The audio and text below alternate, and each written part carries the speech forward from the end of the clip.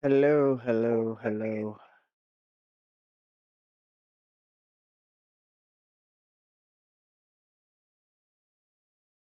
Hello, hello, hello.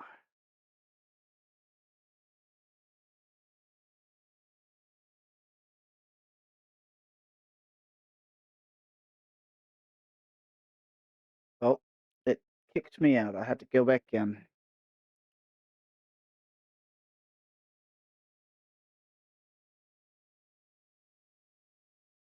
I had to do things unconventionally.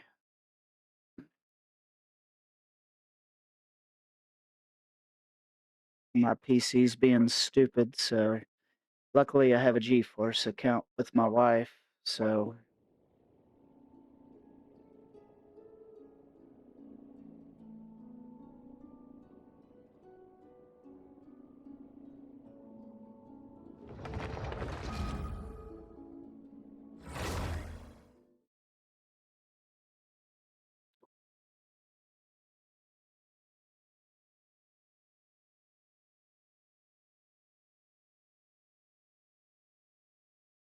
I had that iPad.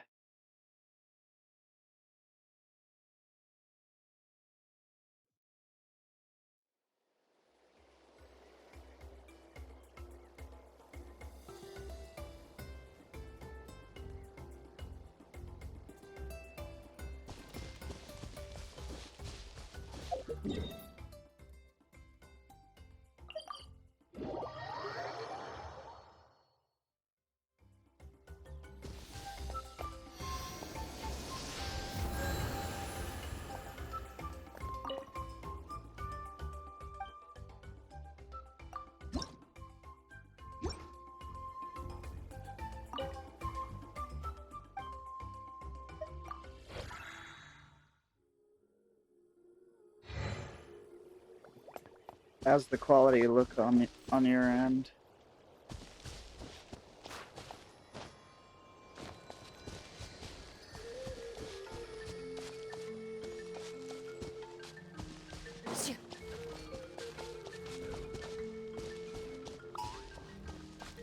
Okay.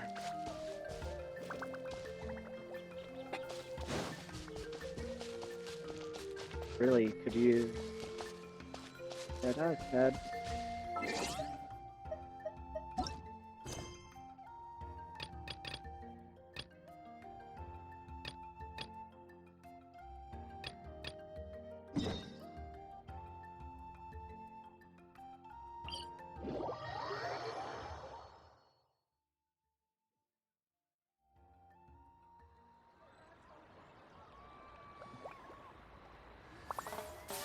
I don't know if they're available. We'll see.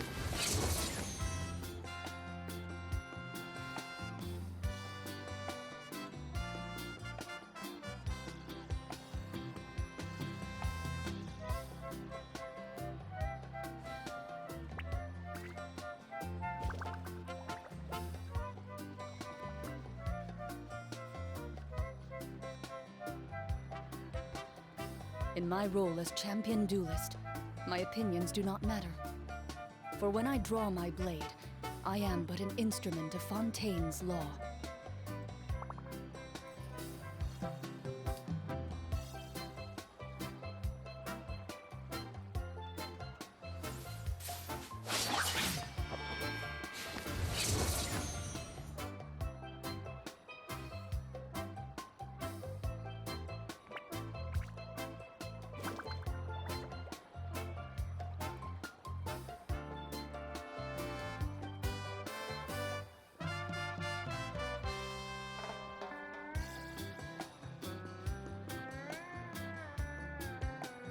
Alright, I was doing something right quick.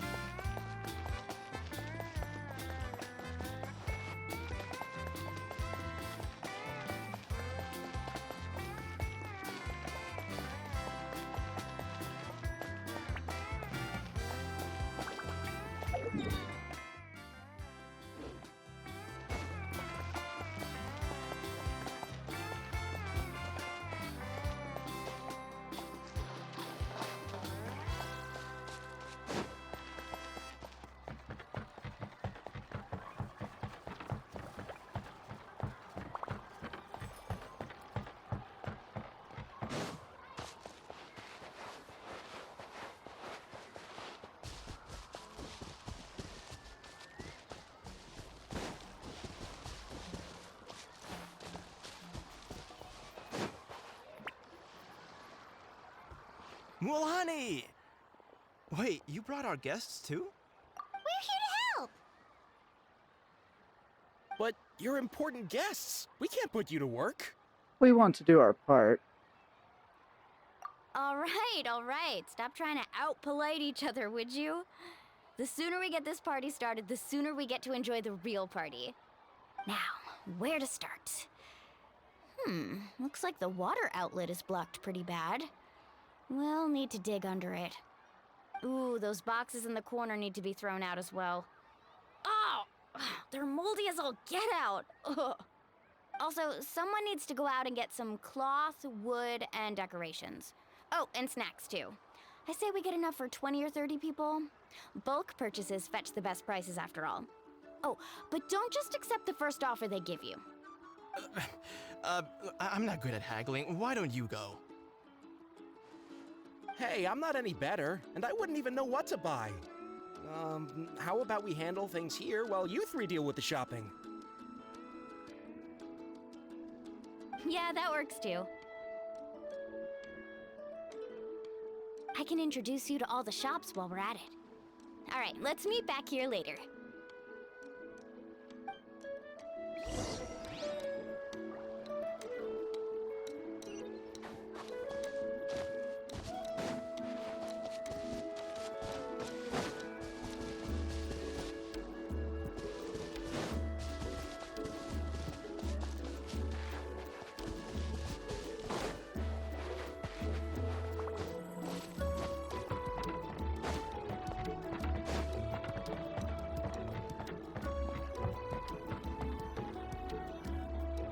Hey there, Yellowpath.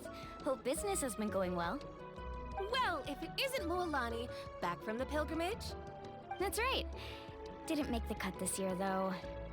Well, it wouldn't be a competition if everyone got to win. So, what'll it be today? Here, it's all on the list.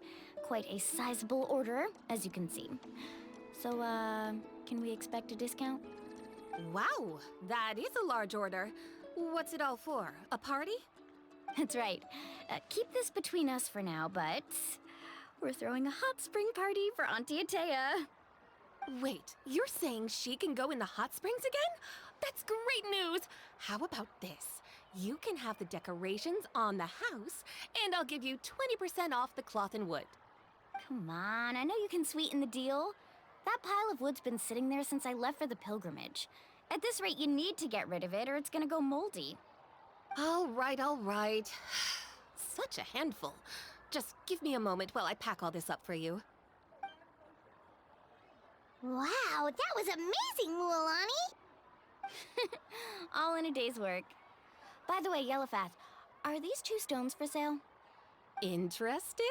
They won't come cheap. I'm not planning to haggle this time, I promise. Package them separately, would you? Are those also decorations? Nope. Kachina likes shiny little trinkets, so whenever I come across something like that, I always buy it for her. I'll hold on to them for now. It'll be a nice little surprise for her when she returns victorious from battle. I'm sure she'll like it. All right, that should be everything. If you could just double check, make sure nothing's missing. Let me see. Huh? What's this creative juice doing here? That's on the house. 7 years ago, when the Abyss attacked our tribe, Atea saved my brother's life. She never asked for anything in return, but I could never forget what she did for my family that day. So, send her my regards, would you? And have fun! Oh, we will. It's gonna be a party to remember. Thanks a lot, Yellowfath. Well, that's our shopping done. Let's head back.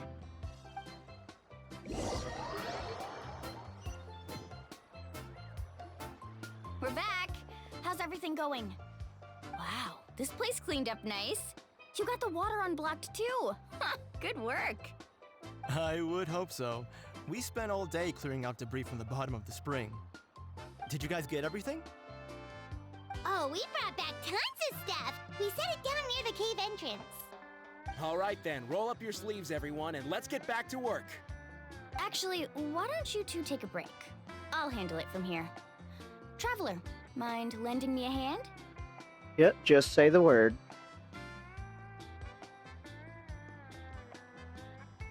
Alright, I was making sure my mic was working.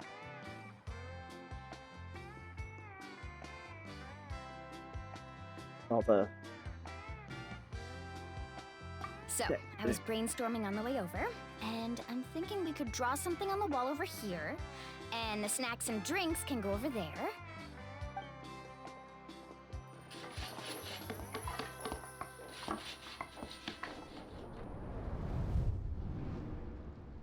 So, what do you think?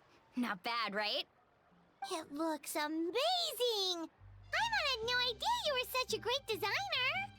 Well, I'm usually the one in charge of the family store, so I'm pretty good at things like renovation and organization. Not to mention, this was totally a group effort. Still, I didn't expect it to take quite this long. Guess it's too late to invite Auntie Atea over, huh? Yeah, tonight's definitely not gonna work. Chief Amita set up those patrols to guard against the Abyss, and Atea volunteered. So she's on watch tonight. I see. Well, guess the surprise will have to wait until tomorrow. This could actually be a good thing. She can relieve all the exhaustion of keeping watch all night by soaking in the hot spring. Ha! She's gonna love it. Well, let's call it a day then. Traveler, Paimon, you must be tired too. Come on, I'll take you to the inn.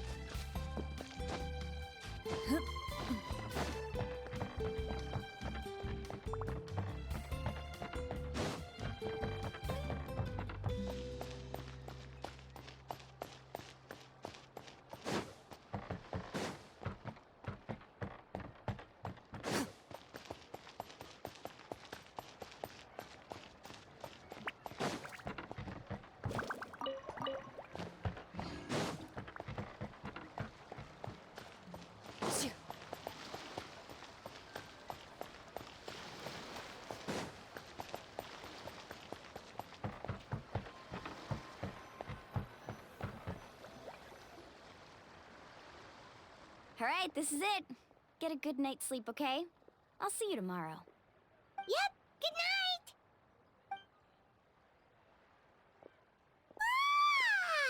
Paimon's exhausted. We really went all over the place today, didn't we? Anyway, we need to be well rested for the party tomorrow, so let's head inside.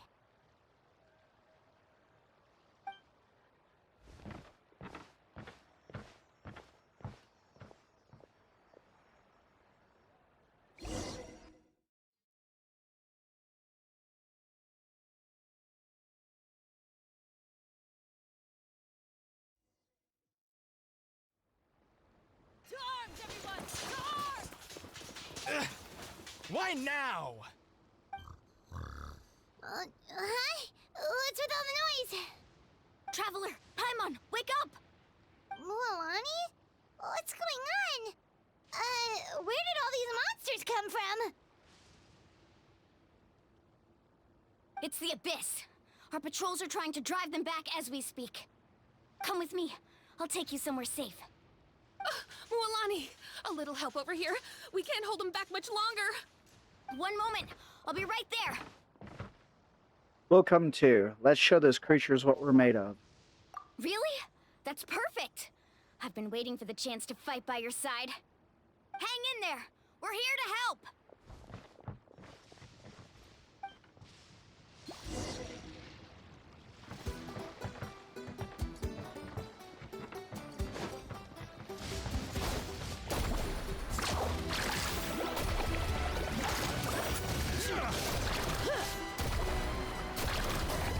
Tide rises!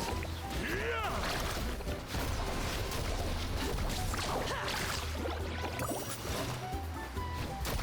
Oh, have they been contaminated by the Abyss?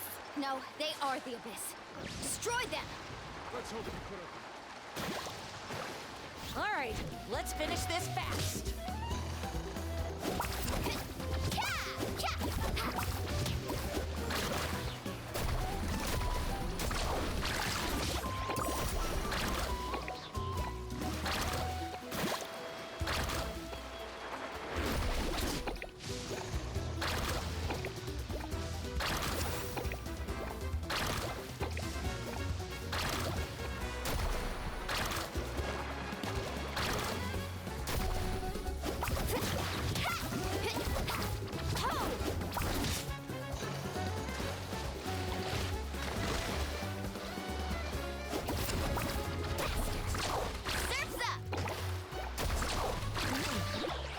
Thank you. I'm alright. Go help the others. We're almost done.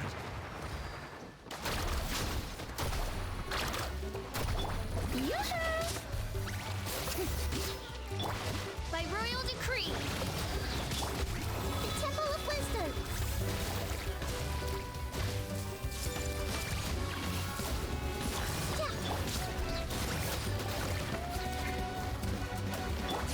Parting waves. Surf's up. That's a flame. Whoosh!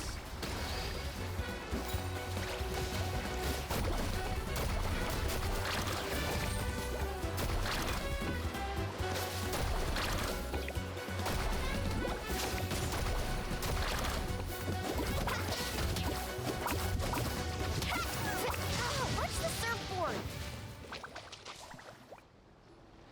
We've cleared out most of the monsters over here. Thanks for your help. It would have taken me ages on my own. Looks like we're still in for a long night, though. We still have no idea where these creatures are coming from. Let's go ask Amina. She'll have a better handle on the situation.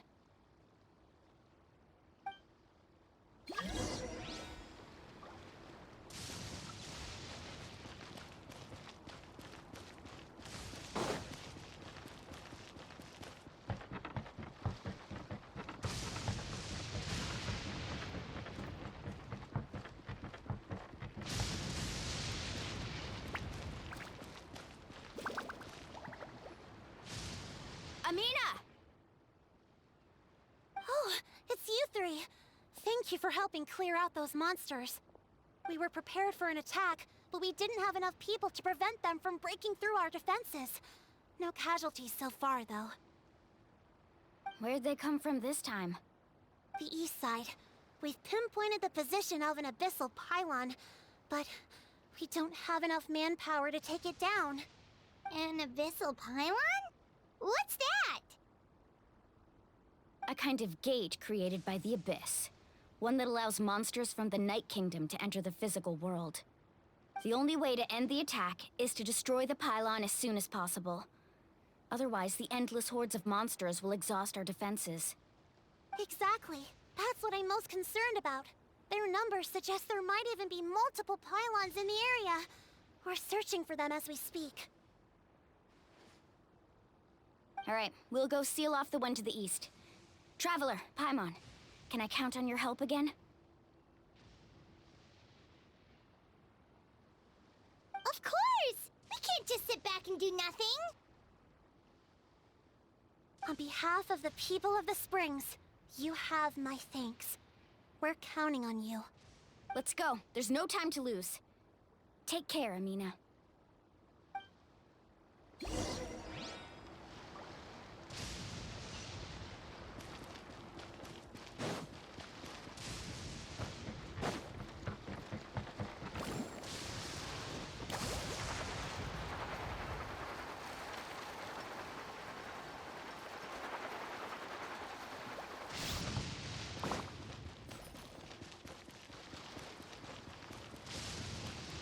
Let's ride!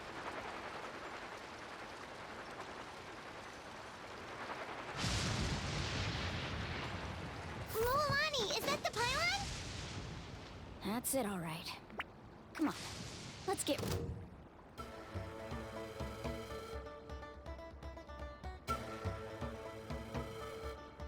rid of this thing.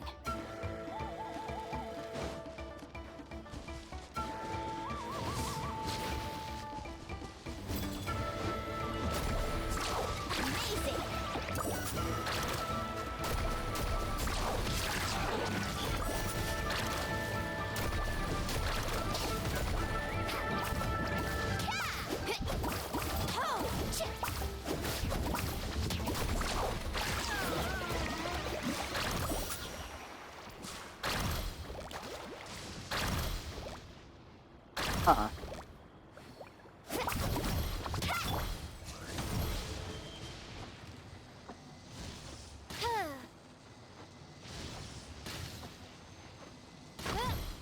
Committed to memory.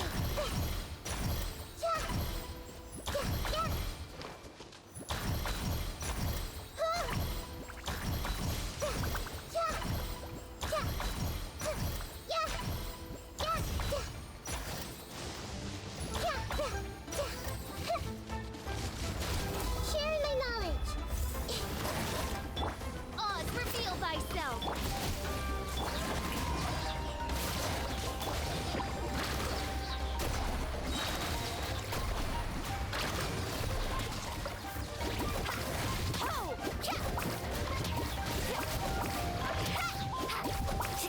Need a surfboard? Let's shred, Sharky.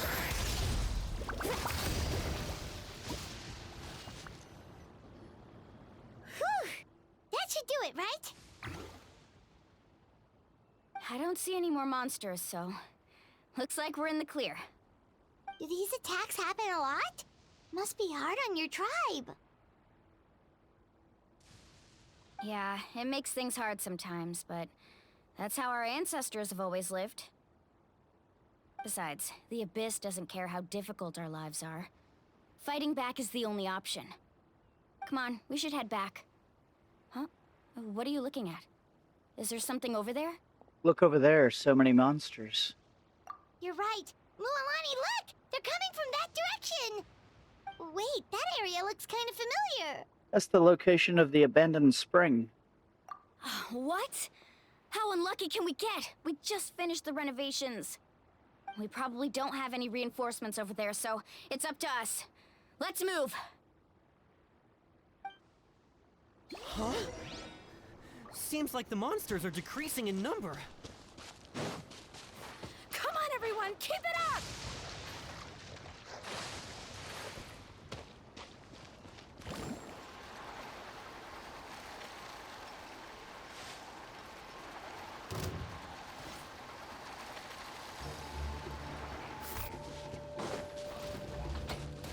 tide rises!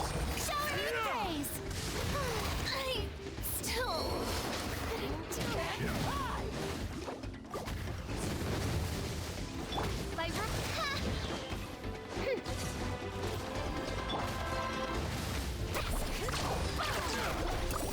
What is this for?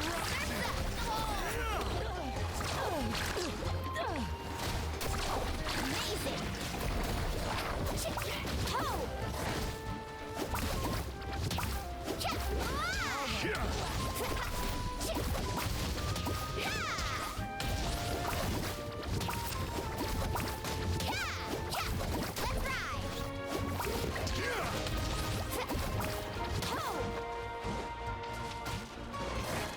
The tide rises!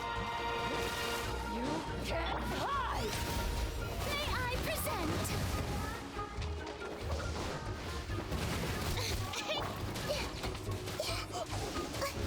Make yourselves a move! Let's Into hope the you put shadows. up a good Hunt them fight. down.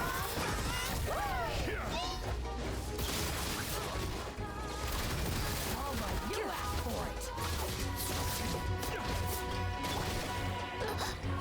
One shall descend once again.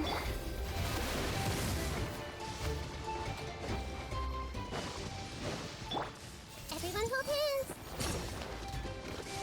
Yeah.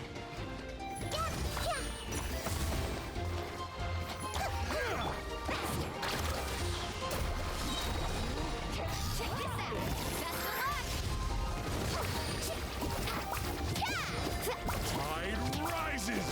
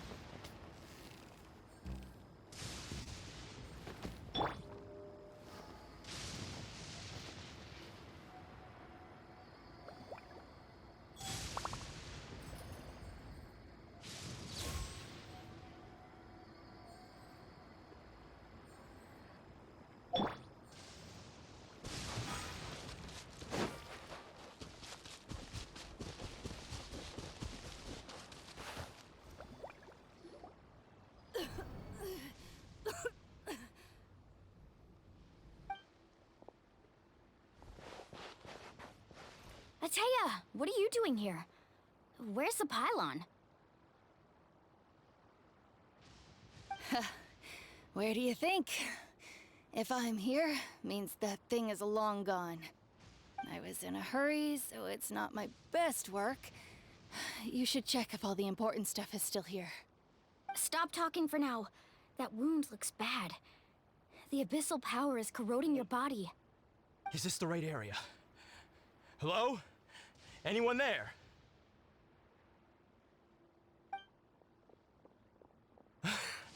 Mulani and Atea. What's going on? We were told the second pylon was over here. Atea took care of it, but she's injured. Quick, someone get a doctor! All right, stop fussing. Don't you think I know my own limits? The main thing is they didn't destroy anything. This is a beautiful hot spring, by the way. I can tell how much work you put into it. Wait, no! This was meant to be a surprise. For me, right? I know.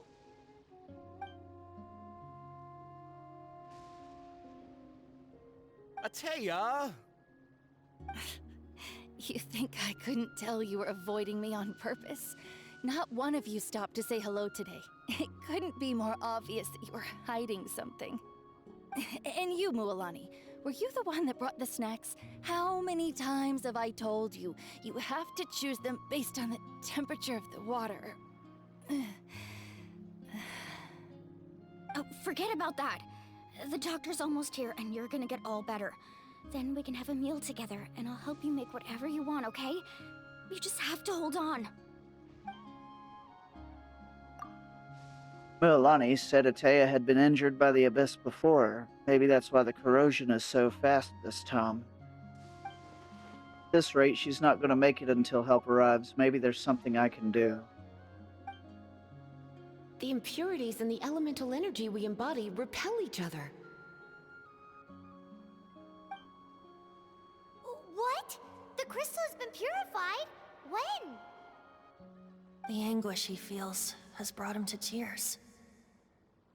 I also came across a teardrop crystal. Can you purify it? That's right. Back then, Atea! Atea! Let me try something. Wait, what do you mean?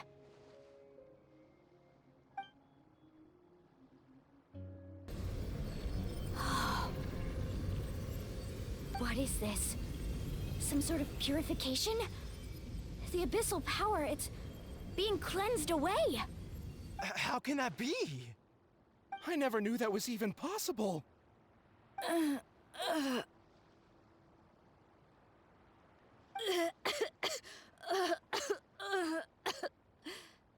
Atea! The mark of the abyss. It's gone. Yes, thanks to the Traveler. By the way, Traveler, are you alright? I just saw you purify abyssal power from Atea's body.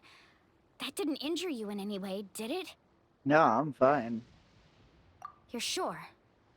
Of course. See? Good. Good. Thank goodness. You scared us all half to death just now.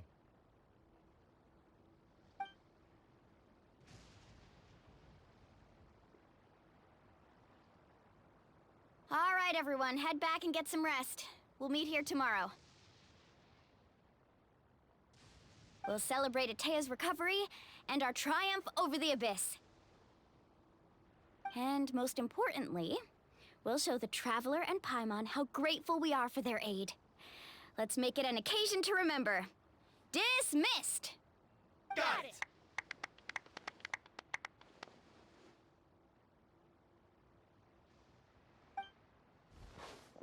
Got any other secret powers I should know about?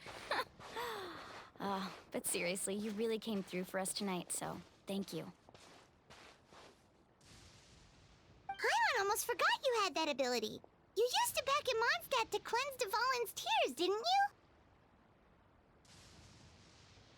That was some quick thinking, Traveler. Huh?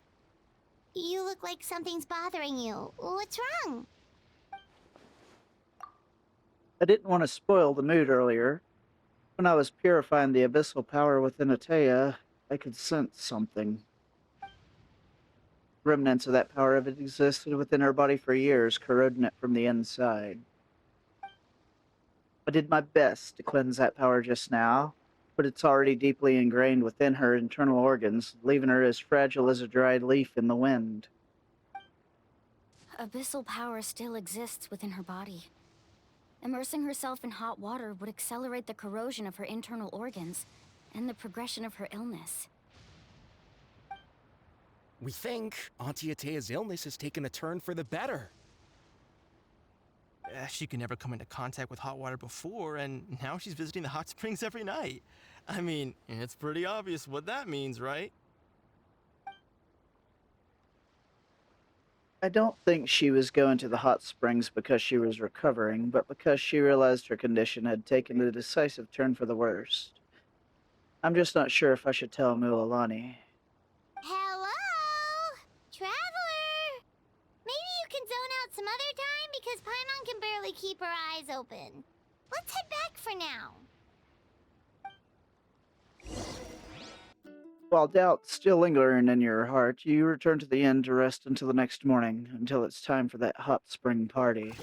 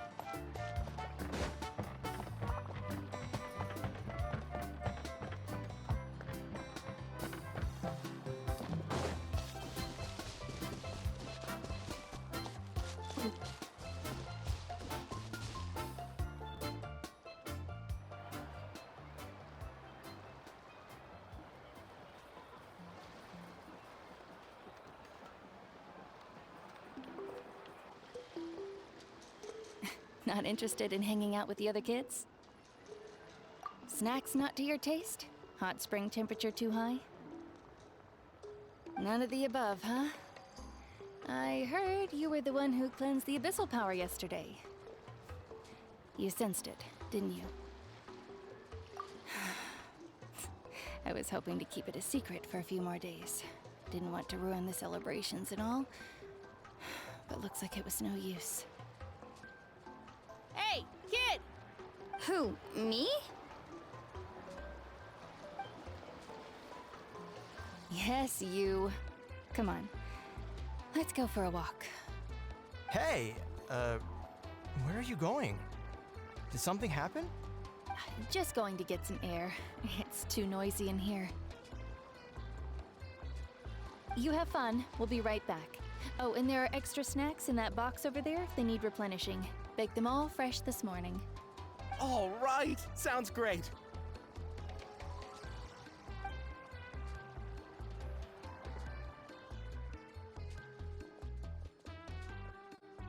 Mualani.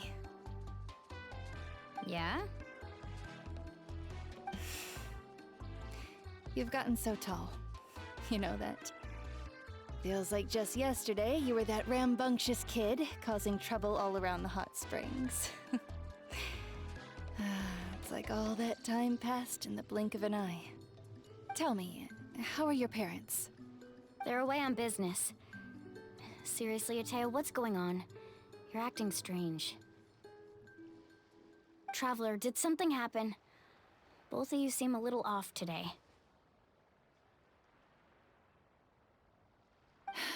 I guess I should explain. I wasn't visiting the hot springs because I was getting better. And that pylon yesterday, I didn't go face it by myself because I was reckless or too anxious to wait for reinforcements. It's because my body isn't going to last much longer.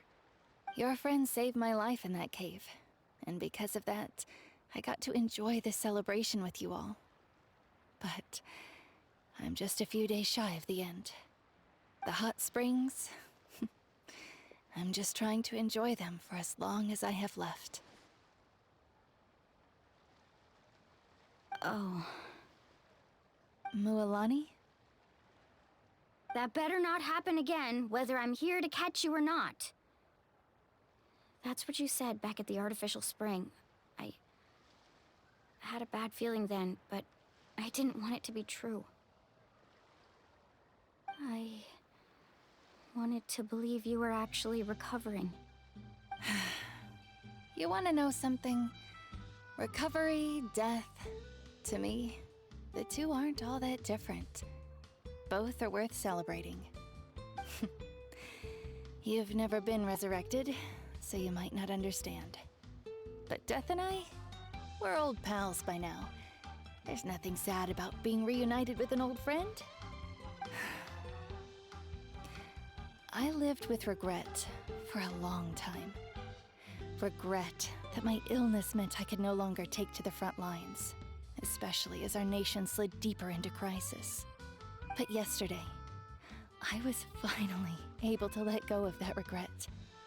Not only because I found the strength to fight the abyss, even at the end of my life, but because I got to see you in action, Mualani. Seeing you out there, it made me realize that I don't need to worry about our tribe or our nation's future. You have the capacity to bring us all together. Even if I was never injured, old age would still take me one day. But I've done what I needed to do. The future is in your hands now.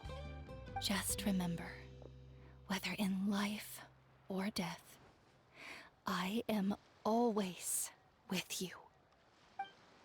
I understand. Seems like you've given this a lot of thought, Atea. Thank you for telling me all this. I'll do everything in my power to protect our tribe, our nation, and live up to the example you set for me. Good. Oh, and if any of you have the chance to meet with the Archon, could you give this to her for me?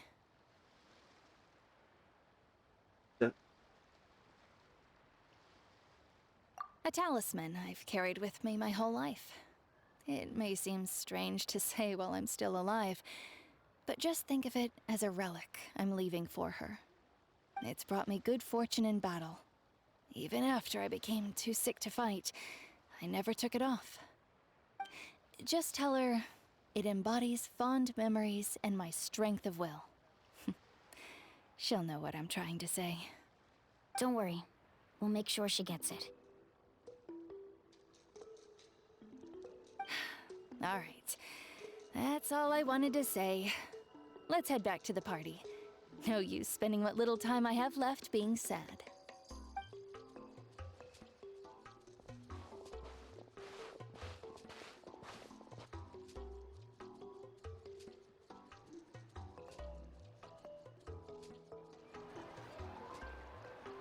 Traveler, Atea, Mualani! If you don't hurry up, there won't be any snacks left!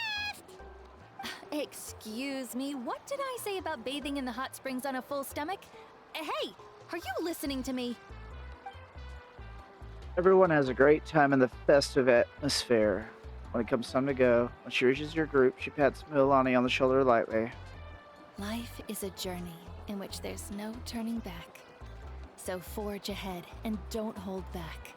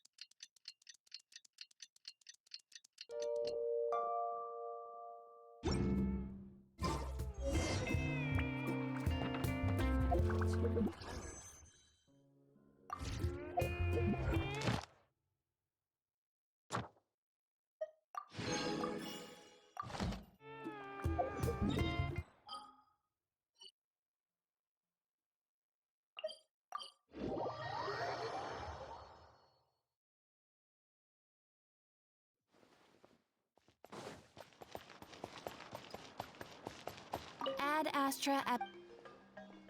Thank you for completing... Ad Astra...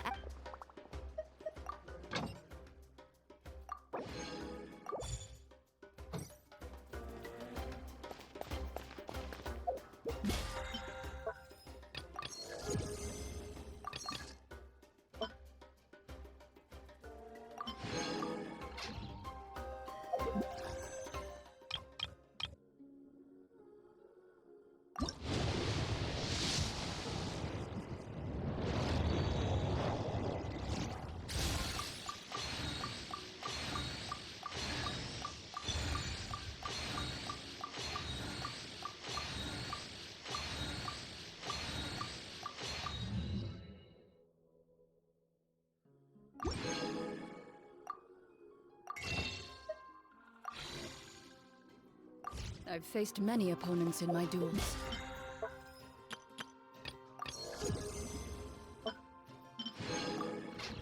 Most of them I defeated. The rest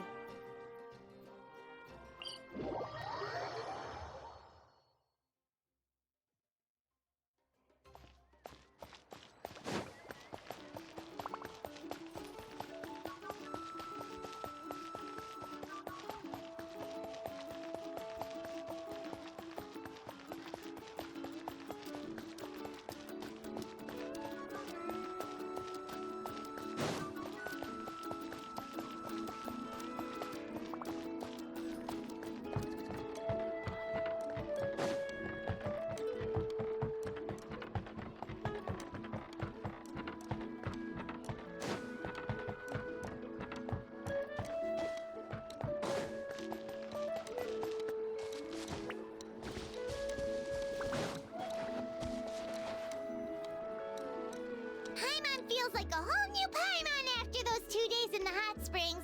The Abyss kinda threw a wrench in our relaxation, though. Still, spending time here really has felt like a vacation. The Kaholosaurs are so nice and so fun to play with. Their bellies are super bouncy. Oh, and Atea's snacks were so delicious. She gave Paimon some for the road just this morning, actually. What was she up to? Yelling at some kids who got caught throwing stones in the hot springs, so not much has changed since we first met her.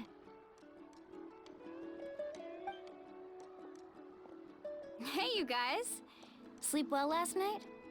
Yep, this area is so nice. Glad you like it. I was thinking of taking you guys out to do some sea fishing. Later tonight, we can eat whatever we catch. Fresh fish is absolutely delicious right off the grill. Hey, Mualani! Yeah? What do you need? The team sent out to fight in the Night Warden Wars has returned. And Kachina? Is she back as well? Kachina fell in battle. But don't worry, the team was victorious, so the Rite of Resurrection will be held in the stadium soon.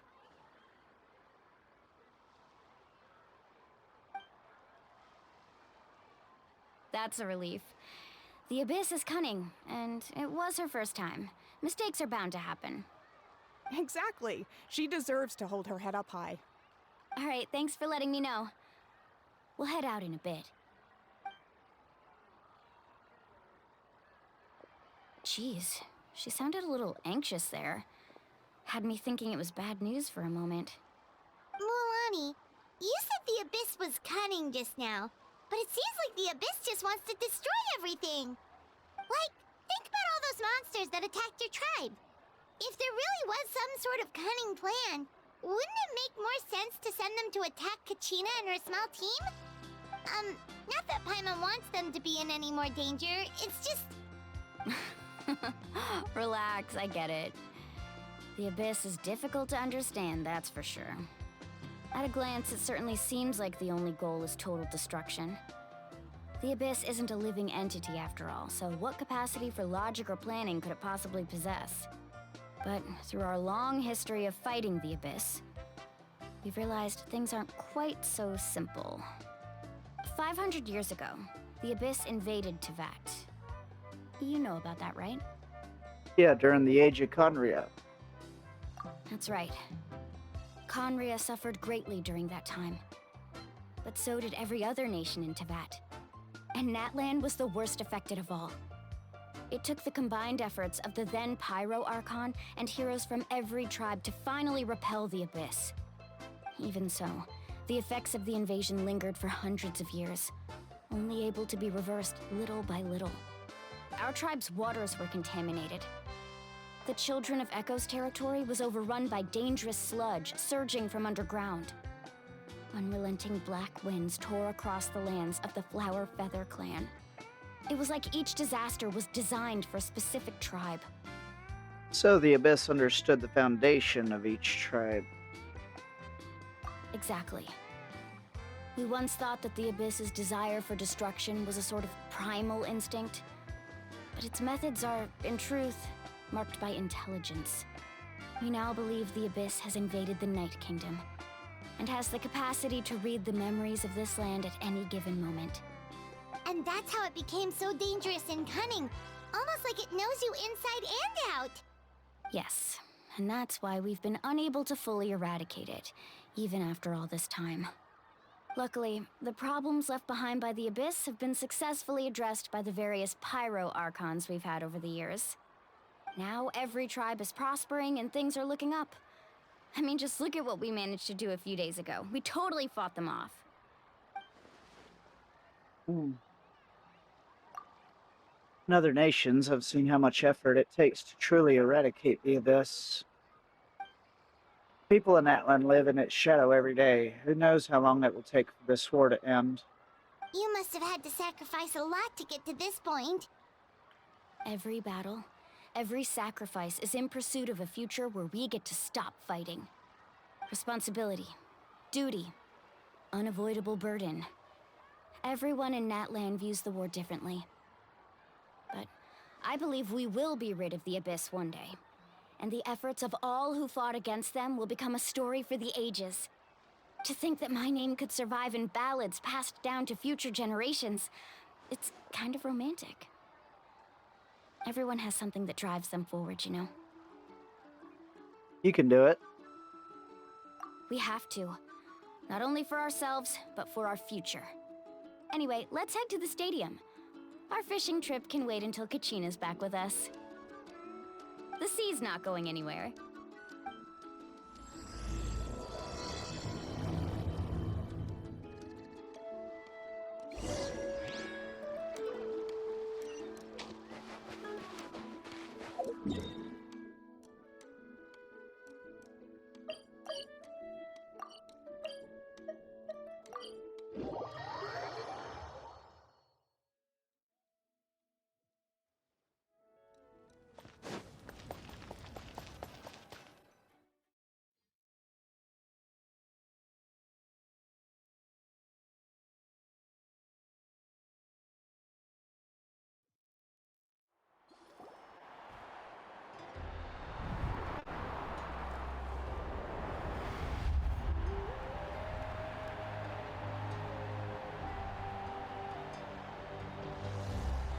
Whoa, this place is packed already.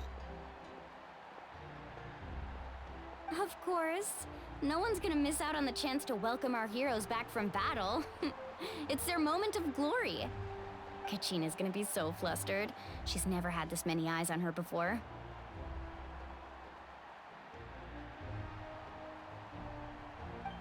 Yeah, she doesn't seem like the kind of person who likes being the center of attention.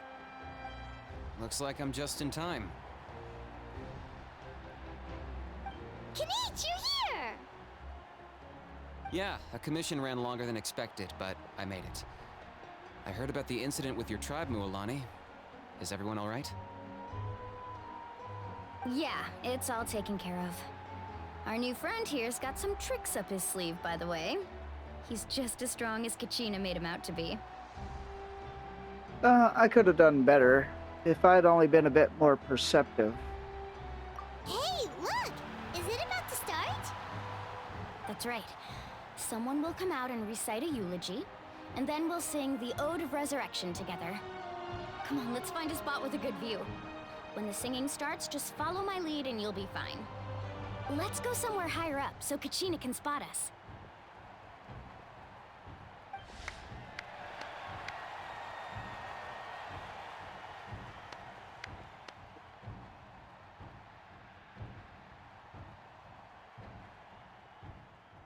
Warriors of Natlan, heed the call of life. We are the inheritors of memory and legend. Those who grew alongside sun and wind. Those who forged our own destiny and future. That is Natlan's fire, the lifeblood of our nation.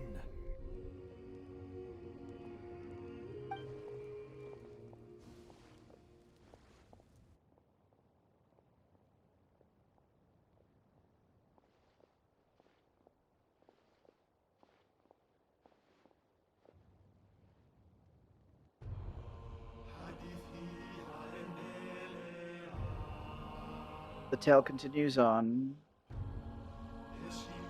Ore passed through generations.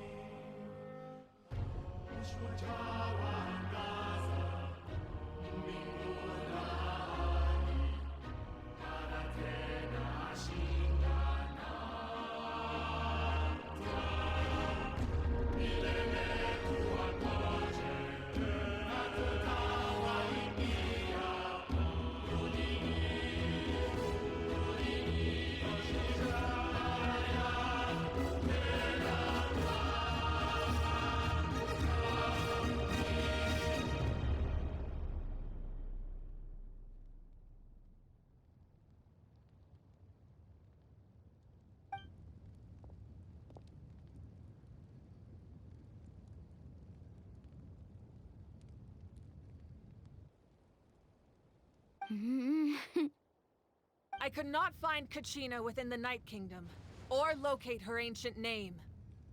What? What does that even mean?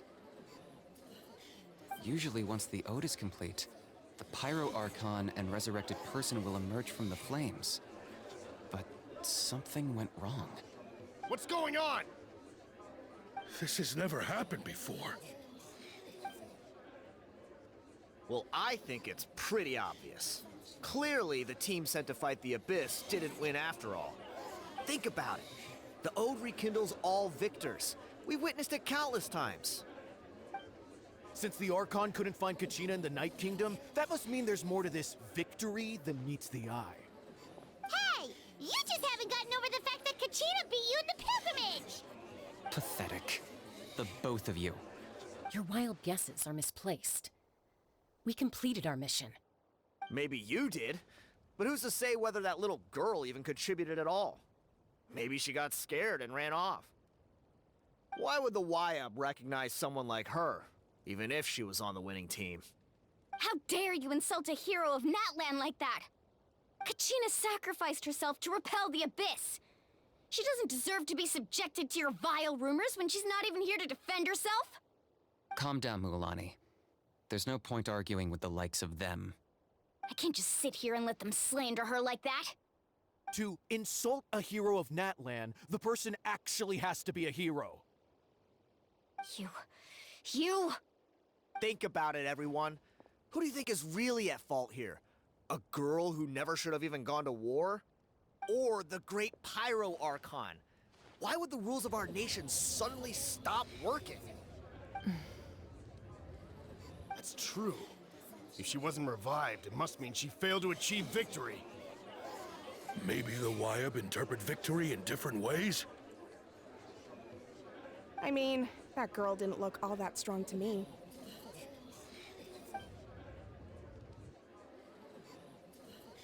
The Pyro Archon seems to be deep in thought. Why isn't she putting a stop to the commotion? Kachina wouldn't have run! go. She's been waiting for this moment for too long. No matter how daunting the situation, no matter how scared she might feel, she's always the first person to stand up and face it head on. We don't even know what happened, so don't you dare try to use this as an excuse to vent your anger or slander her reputation. Fine. We'll find out what happens soon enough. Then, we'll see who truly deserves glory. That's enough. There is no doubt about today's victory, or Kachina's part in it. She is a hero worthy of our admiration and celebration. However, the failure of today's ceremony is undeniable. Kachina has not been rekindled, and I offer you all my deepest apologies as I continue to investigate this matter. To prevent further casualties, I have decided to suspend the pilgrimage until this matter is resolved. What? No one is all-knowing.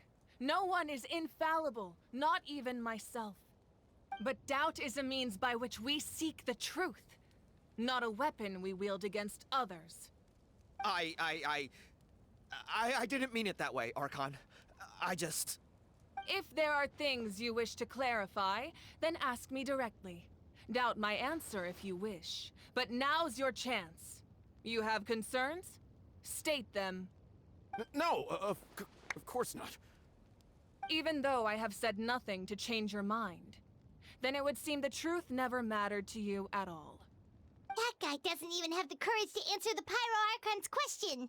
So much for all that glory talk earlier. I have a question, Archon. My friend Kachina. Do you have any idea where she is? It's extremely important to me. I know you said you were investigating the situation, but I'm sorry, that's not enough. I've already shared everything I know. If you want to learn the truth and rescue your friends sooner, you should join the investigation. So, what do you say? Of course I'll join. In that case, come see me in the speaker's chamber. We should join them. Oh, and if it's not too much trouble, could you drop by as well, Traveler? I'd like to have a chat. Rest assured, everyone, I'll keep the tribal chiefs informed on the progress of the investigation. Once again, I apologize for the outcome of this ceremony. If there are no further questions, let's part for now. Did she just ask us to come along? I believe she did. Let's go. I'd like to know what's going on myself.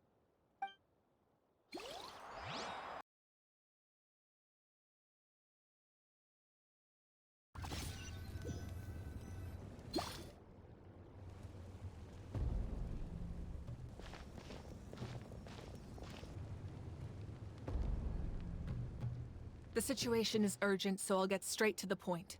Kachina is undoubtedly a hero of Natlan, and I'm deeply sorry this happened to her. There's been unrest in the Night Kingdom, but I don't know what's causing it. As a result, I've been unable to track down her location. Until we find and address the cause of the unrest, the Ode of Resurrection will continue to be ineffective. And that means Kachina won't be able to come back? That's correct. Not until the problem with the Night Kingdom is resolved. How long will that take? It's hard to say. Kachina always dreamed of fighting the Abyss, of doing her part to defend Natlan. She wasn't afraid of death because she knew, if it came down to it, the Pyro Archon would be there to bring her back to life. Whenever we sat down together, exhausted from training, she would always hum the Ode of Resurrection. She was supposed to come back to us. We were supposed to hug her and celebrate with her and share her joy. We supported her every step of the way, but what are we supposed to do now? Sit peacefully and wait for her return? Lose ourselves in grief over her death? Tell me, are we her friends? Or her murderers? That's not fair, Mualani. It's all right. I understand your rage and your grief. Kachina's life means a great deal to me, Mualani. Believe me, I want to bring her back as soon as possible. I would give you that peace of mind if I could. But please, hear what I have to say so I can at least give you a broader picture of the issue we are now facing. Considering the recent attack on your tribe, I believe the Abyss has found a new means of undermining the rules of our nation. You mean...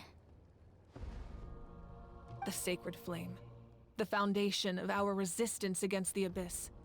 If we continue to hold the pilgrimage and send teams to fight the Abyss, there will likely be more casualties. But if we stop altogether, the Sacred Flame will only grow weaker. The Abyss will scale up their attacks, and the tragedy we saw with the people of the Springs will only be the first of many. If we compare the two choices, the former seems to be the lesser of two evils.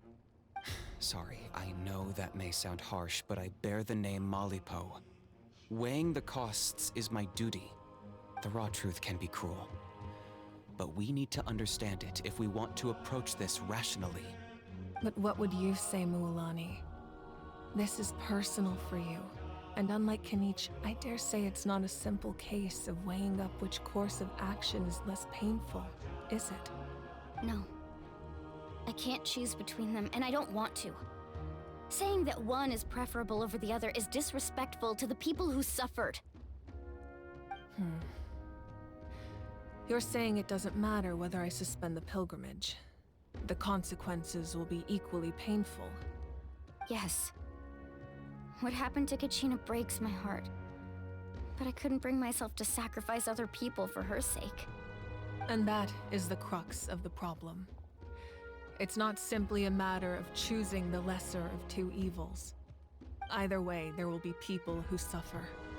And the end result will be the same. Belief in the pilgrimage will waver. Once doubt has crept in, the people will no longer unite in battle against the Abyss. And that is exactly what the Abyss wants.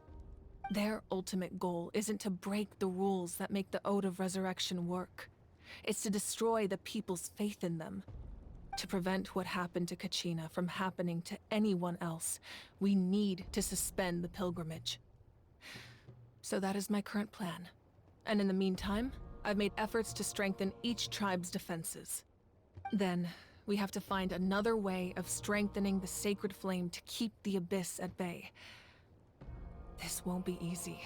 I'll need time to figure out the best approach.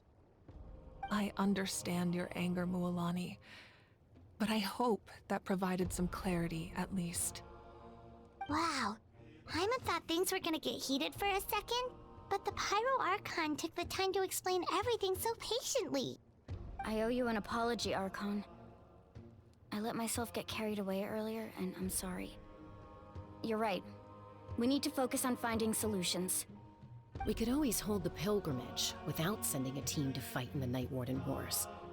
That way, we would still be able to fuel the Sacred Flame. I've considered that, but the two events have nearly always been linked.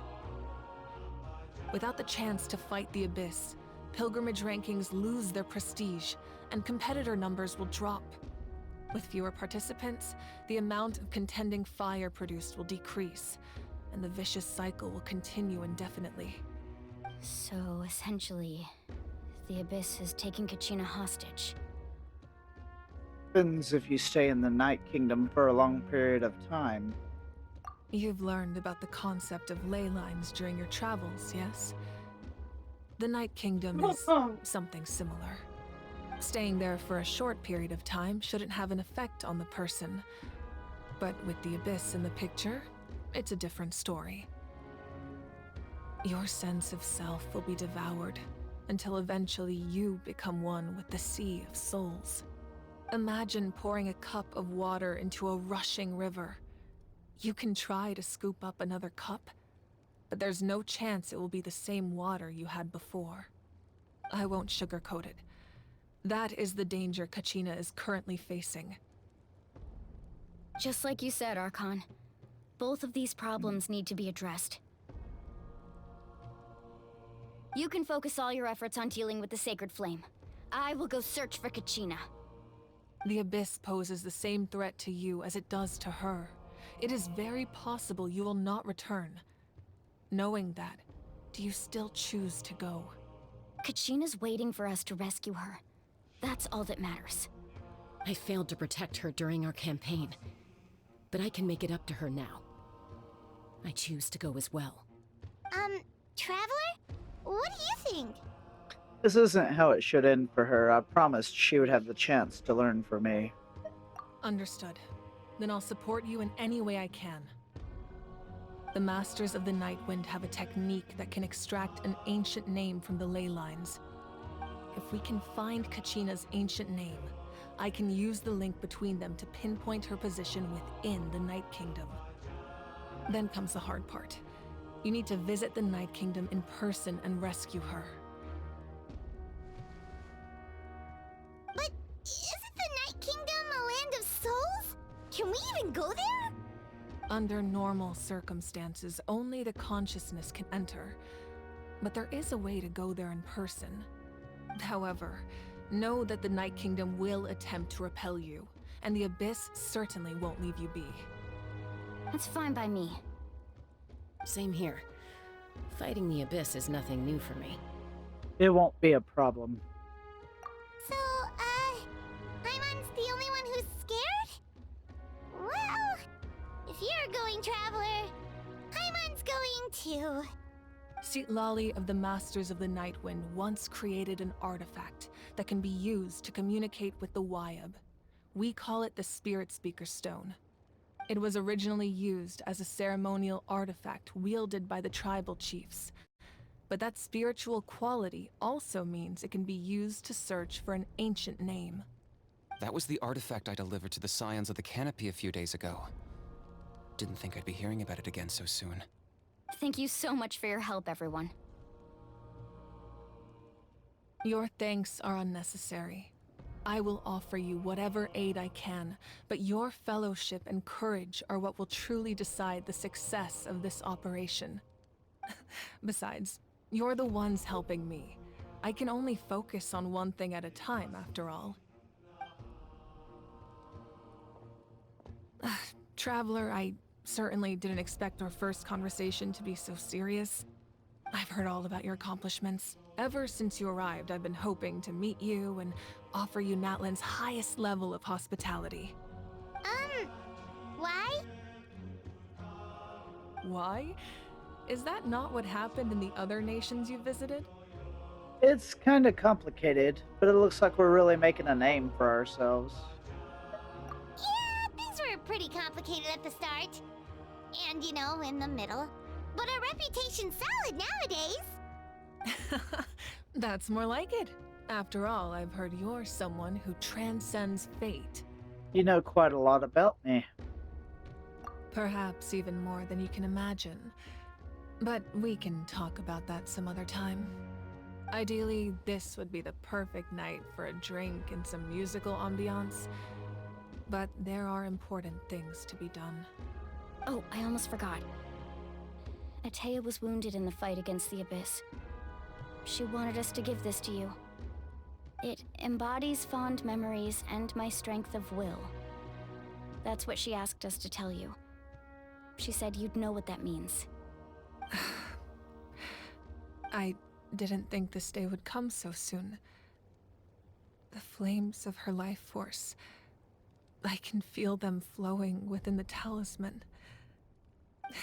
If things were different, the two of us could have enjoyed the hot springs together while she gave this to me in person.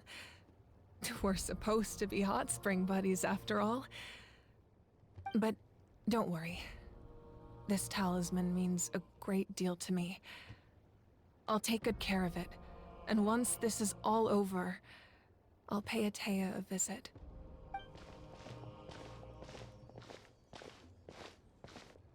You said you didn't want to jeopardize the production of Contending Fire. But that's not at all why you decided to suspend the pilgrimage, is it? You're right. Even now, the production of Contending Fire is far from sufficient. The gradual corrosion caused by the Abyss has resulted in a massive shortage of pyro energy, and we're currently at the breaking point. As things stand, the pilgrimage is a lost cause. Suspending it allows us to save our strength to defend the tribes. The Abyss has brought catastrophe to Natlan, and Kachina's disappearance in the Night Kingdom is a direct consequence of that. We can't let the general public know that. No. If the public learned that Natlan's destruction was close at hand, there would be immense panic. But if I said nothing at all, they would have continued to question the integrity of Natlan's heroes. Another simple choice. The latter was clearly the better solution. But you chose otherwise. I have never subscribed to the belief that the right choice is the one with the fewest sacrifices. Let's go. There's still a way for the sacred flame to last a little longer. You mean? Yes. Come with me.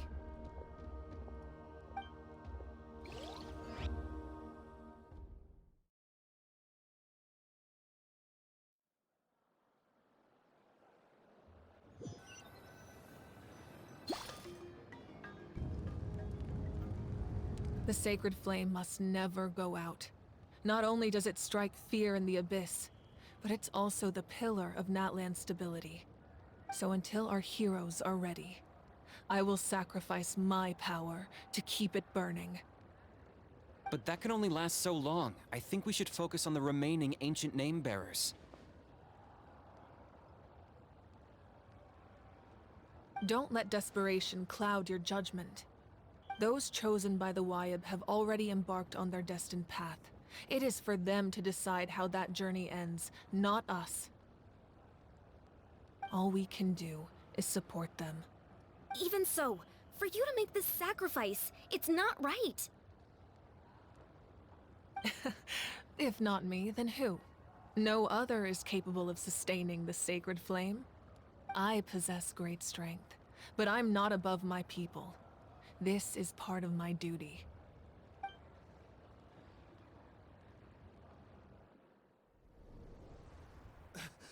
Archon, it's the Fatui!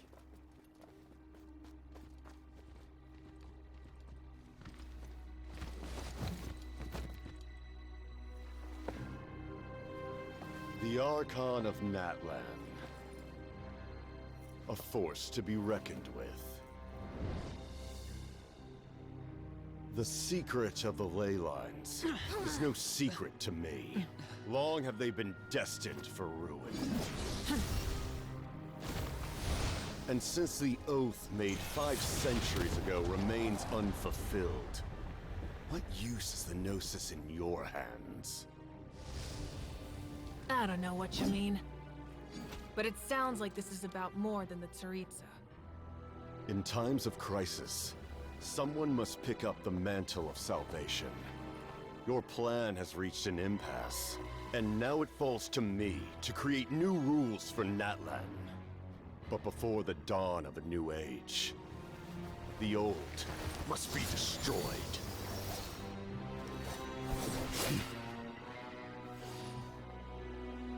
I assume that's the end of your speech? Good. People like us. Let our blades do the talking!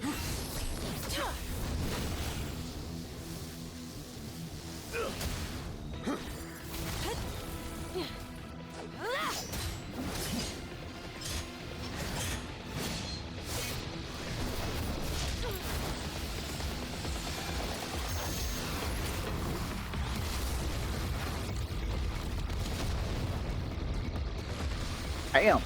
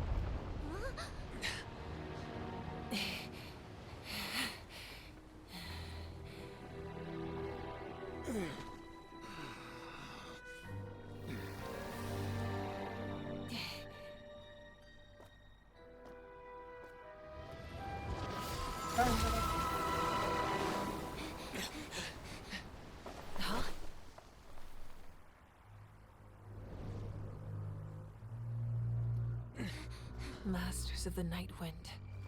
Send word. The captain and his followers must be apprehended.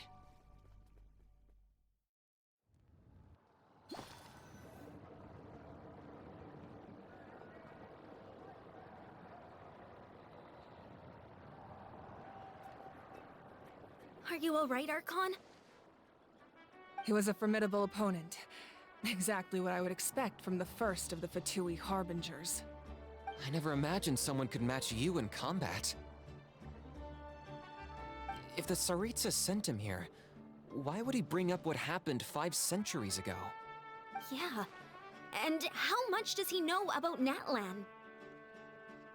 The Harbingers are all driven by their own personal goals. The only purpose that unites them is collecting the Gnosis. But I'm sure the captain has his own reasons for being here as well. Whatever his motive, we should shift our focus to the Fatui. If they attack again, and we're not prepared, we're done for. No, we're running out of time.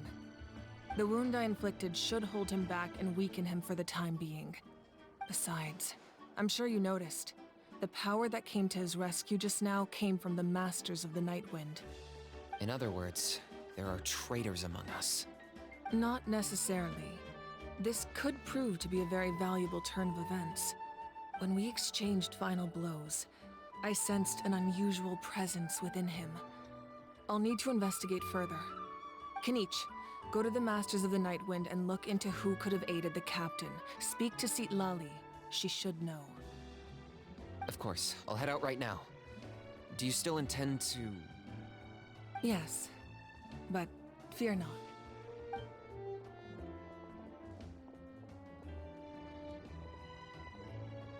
Natlan's strength has never rested solely in its Archon.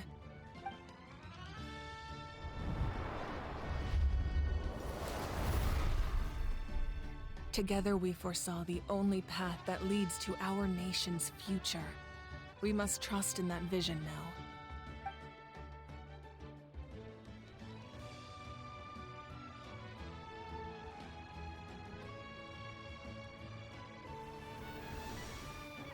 Is everything okay, Archon?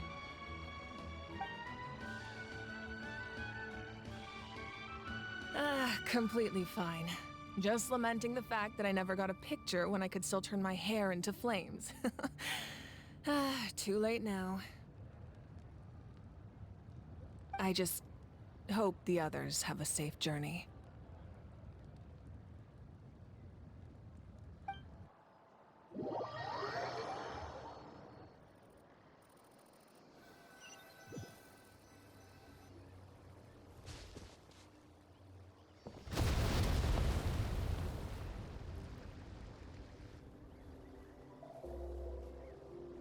What's happening at the stadium?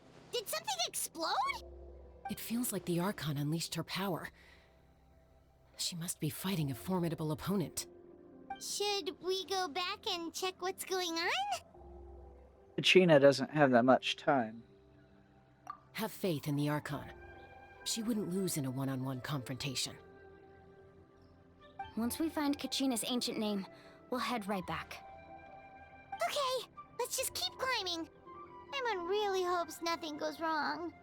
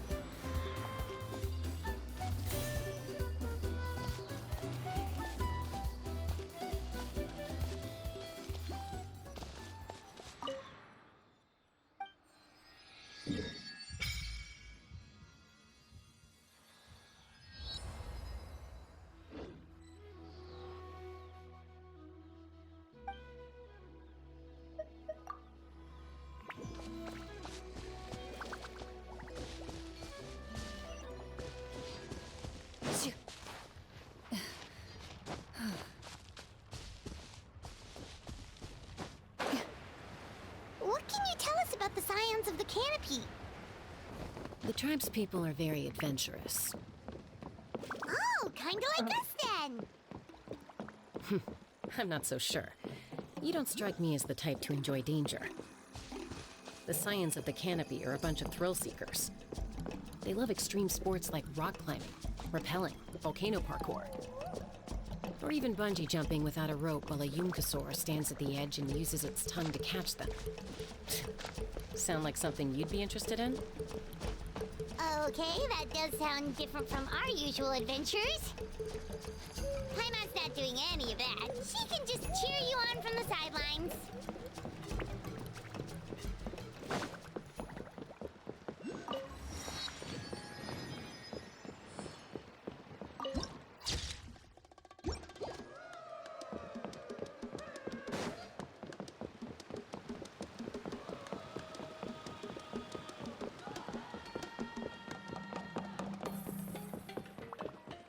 That's Waina, the tribal chief.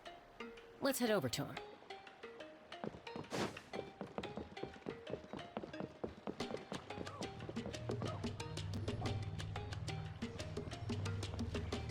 Chaska. Nice to see you again, Waina. I'm afraid we don't have time for pleasantries, so I'll get right to it. We're here for the Spirit Speaker Stone. Whoa, hold on a second. At least tell me why you need it first. My friend Kachina is trapped within the Night Kingdom. We need the stone to find her ancient name and rescue her. Rescue her? From the Night Kingdom? That's right. I'm sorry, but someone needs to tell you what you don't want to hear. Going there, a mature warrior would never make such a foolish decision.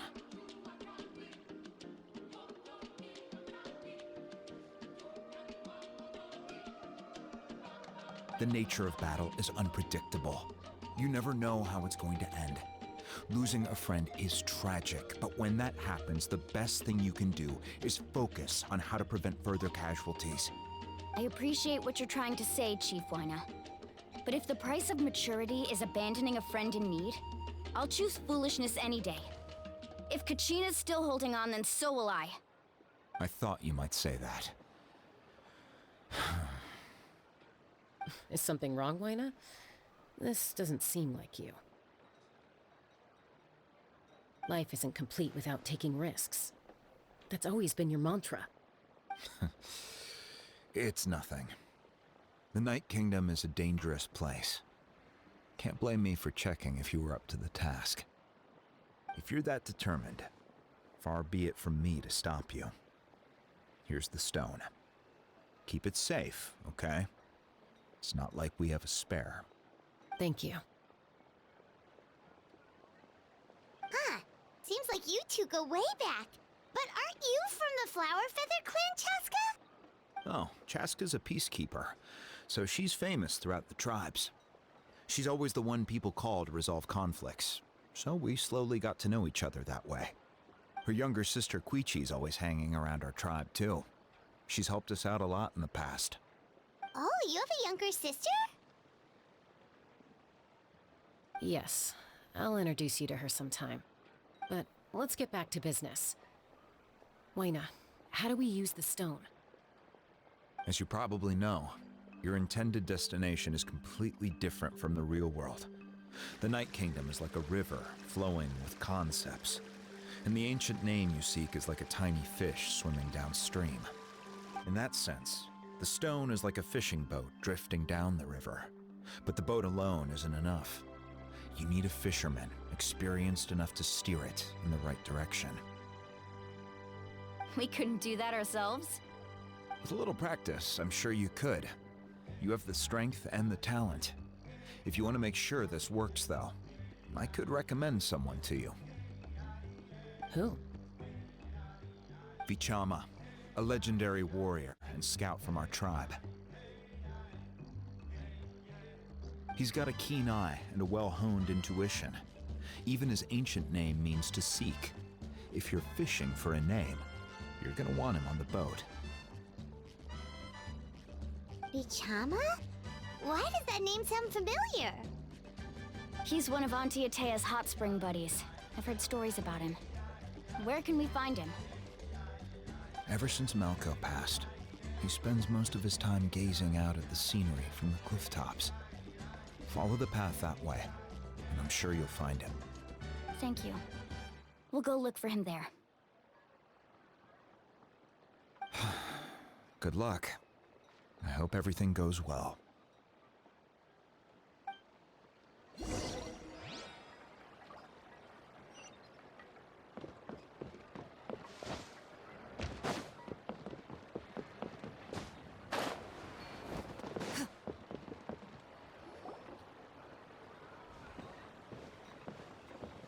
Someone admiring the scenery from the cliff tops. Ah! That must be him! Hello there, are you Vichama? That's me. Did you need something?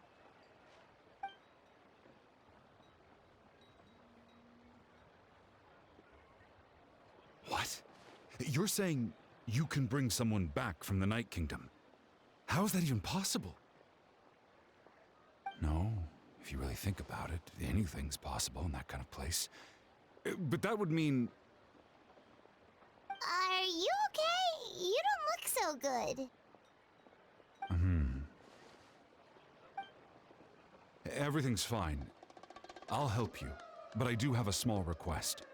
After I help you find Kachina's ancient name, I want to use the stone to look for my friends as well. Your friend? Oh, why not mention someone named Malco? Is that who you're talking about? Yes, but I'd rather not get into it if it's all the same to you. That's not a problem. We agree to your request. Yeah. Since you're helping us find Kachina's ancient name, it's only right that we return the favor. Then we're agreed. Can I have a look at the stone?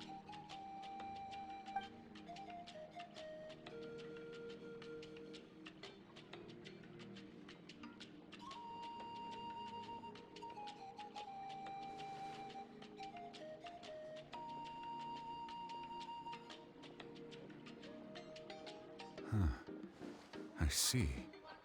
From what I can tell, it functions almost like an abyssal pylon. Both connect the Night Kingdom to the living world. Once the connection is established, the abyss will come surging through the opening like a predator honing in on the scent of blood. So we have to be sure not to use it in a tribal settlement. Wow, you got all that just from looking at it? I just picked up on the basics, really. I still have no idea why it works. You said someone named Sitlali invented this. They must be a genius. I'll go find an open area and start setting things up. In the meantime, I need you to get 2 things for me. We'll go right away. What do you need? First, I'll need some hook ropes. Pretty much every store around here carries them, so no need to go anywhere special. Oh, and I need to build a net out of them, so make sure you get a good amount. Wait, are you saying you're going to use a real net to catch Kachina's ancient name? How does that work when one's tangible and one's not? By creating something tangible in our world, like a net, we can create a connection to a corresponding concept in the Night Kingdom. Basically, I'm going to use the concept of a net to catch something equally intangible, an ancient name. Oh, I see. What about the second thing you needed? Right. I need 2 chunks of obsidian. Once we bring the ancient names into our world, we'll need a place to store them.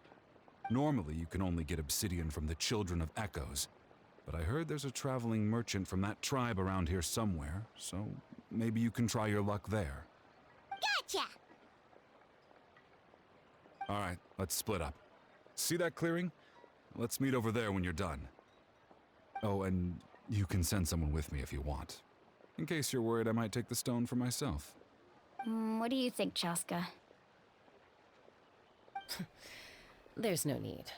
Lena spoke highly of you. That means you're trustworthy. I appreciate it, even though that doesn't mean much to me anymore. Anyway, it'll take some time to set everything up, so no need to rush. I'll see you in a bit.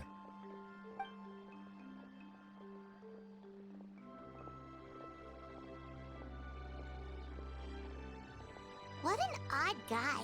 He seems so defeated, but also really invested in the stone at the same time. I don't have any more insight than you, Paimon. Let's just focus on the preparations for now. Hang on, Kachina. We're coming for you.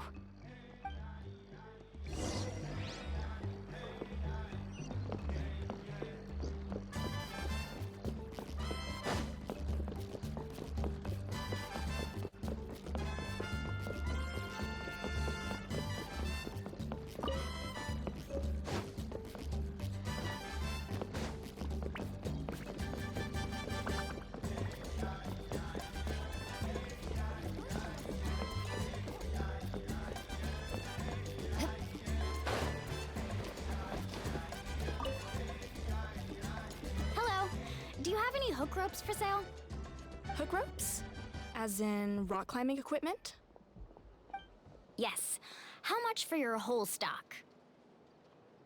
Oh, the whole thing? Let me see. That would be 30,000 mora in total. Deal? Deal. Wait, really? What, you want me to drive down the price? We just need these as fast as possible. Thanks. Oh, no problem at all. I'll even pass along some information on the house. These ropes are usually used by rock climbing enthusiasts. If you want to learn, Roka's the person you want to ask. All right, that's everything. Here you go.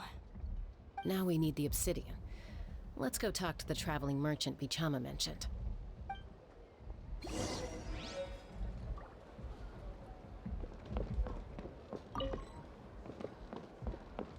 Anything else I can get you?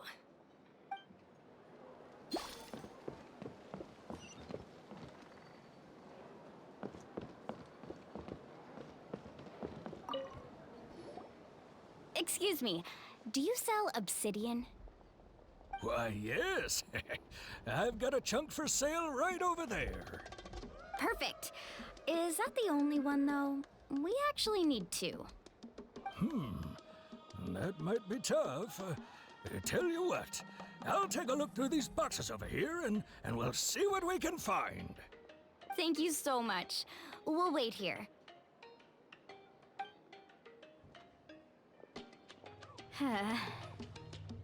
Relax. Everything's going according to plan. I know, it's just... I could tell Vichama feels the same way about his friend that I do about Kachina. I hope this chunk of obsidian isn't the only one. Kachina always carries all sorts of shiny stones with her. If I was the one trapped in the Night Kingdom, she'd have a whole pile of obsidian ready in a heartbeat. Well, would you look at that? I did bring an extra. Here you go, young lady. How does it look? Perfect! Thank you. How much do I owe you? If you hadn't shown up, these stones would have just sat here collecting dust. I'll take 3,000 mora for both. Here you go. By the way, I heard you mention Vichama just now. You running an errand for him, then? How's he doing? Malco's been gone for 5 years now. It's about time he started to move forward. Do you know what happened between them? I heard about it in passing while I was out drinking one night, but I don't know all the details. Bichama and Malco grew up together, and even made a name for themselves together. Malco was an amazing fighter, capable of knocking out multiple opponents in a single hit, while Vichama excelled at scouting and analyzing the battlefield. The two made an excellent team, and managed to beat back the Abyss several times. 5 years ago, they both emerged triumphant in the pilgrimage, and were placed on the same team to fight the Abyss. But on the eve of battle, the Abyss launched an attack on their tribe, and Bichama suffered an injury to his leg while attempting to rescue someone. Then what happened? The team agreed that he couldn't fight the Abyss in his condition. Vichama didn't argue. He knew going to the front lines with an injured leg would make him a burden in battle. So they raised the issue with the Pyro Archon, and she agreed to let him stay behind. It's just... Melko and the others ended up facing hordes of abyssal monsters in numbers that far exceeded anyone's expectations. The team made an error in judgment, and they fell to the onslaught. Vichama went into a deep depression after that. He blames himself for everything. It was an impossible situation. It doesn't sound like it was his fault. Oh, you're not wrong. But it's possible he chooses to blame himself. Not because he did something wrong, but because he wasn't able to do anything at all. I've tried convincing him to move forward, to stop dwelling on the past. But the shadow of Malko's death hangs over him still. The Abyss has caused so much suffering, and some wounds never heal. I wish there was something he could do to make himself feel better. But anyway, that's the gist of it. Maybe you could help him talk things through sometime. I would really appreciate it.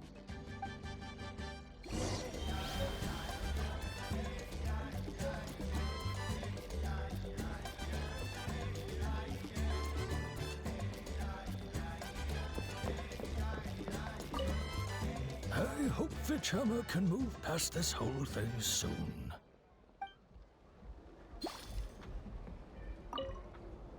I hope Vichama can move past this whole...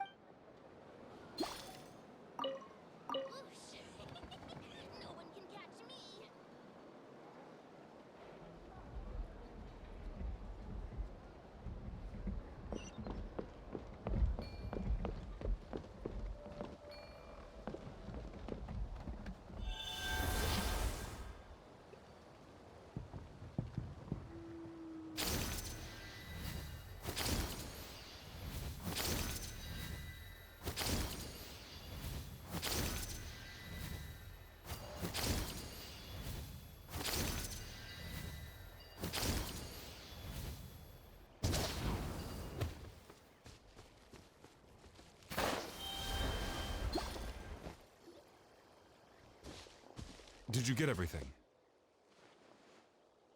Yep, it's all here. When do we start? I've made all the necessary adjustments, so we're good to go. As agreed, I'll help you find Kachina's ancient name, and then you return the favor. Could I ask a question? Go ahead. Are you seeking your friend's ancient name for the same reason as us? Yes. After Malko fell, I scoured the battlefield to see what happened.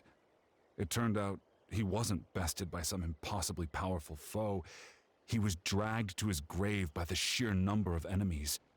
If I had been there, I would have been able to sense the danger. I could have warned them not to advance. I've always blamed myself for what happened.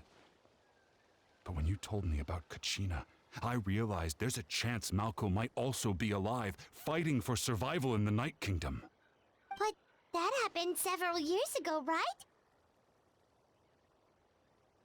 The Pyro Archon said all life within the Night Kingdom eventually becomes one with the Sea of Souls. There might not be much hope, but I still have to try. Malko and I promised each other, even if we never managed to root out the Abyss for good, we would fight together until the end. All right, let's get to it. I'll start searching for the conceptualized version of Kachina's ancient name. If you see any fragments scattered around the area, please collect them.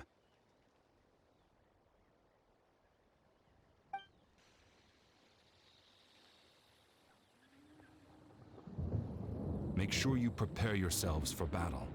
As I said, the stone will link the mortal realm to the Night Kingdom. The Abyss will likely emerge in response. Look at that golden thing. It must be one of those fragments Vichama mentioned. Let's get closer.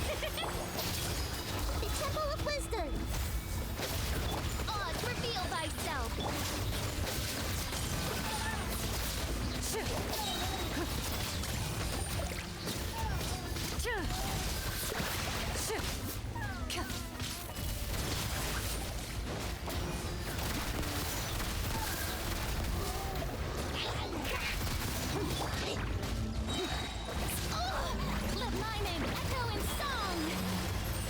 By royal decree! Move it.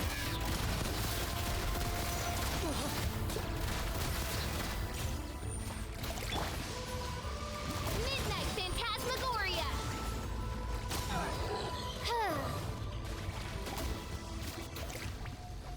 How much longer, Vichama? Not long. We're getting close. I present!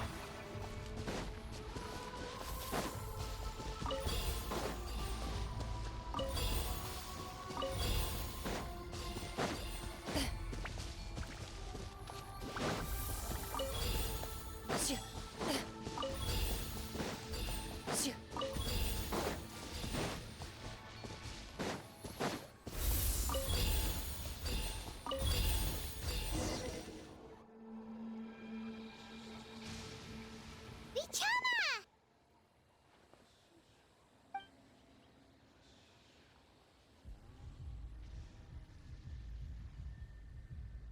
Quick, take it!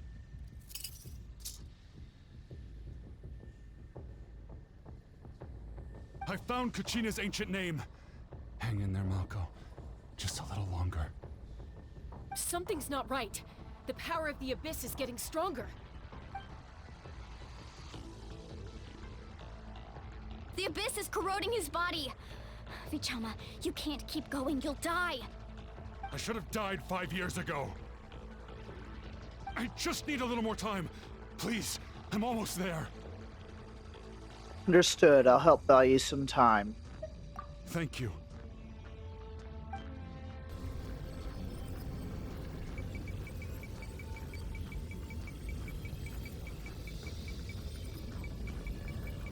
Whoa, watch out! The power of the Abyss is strong.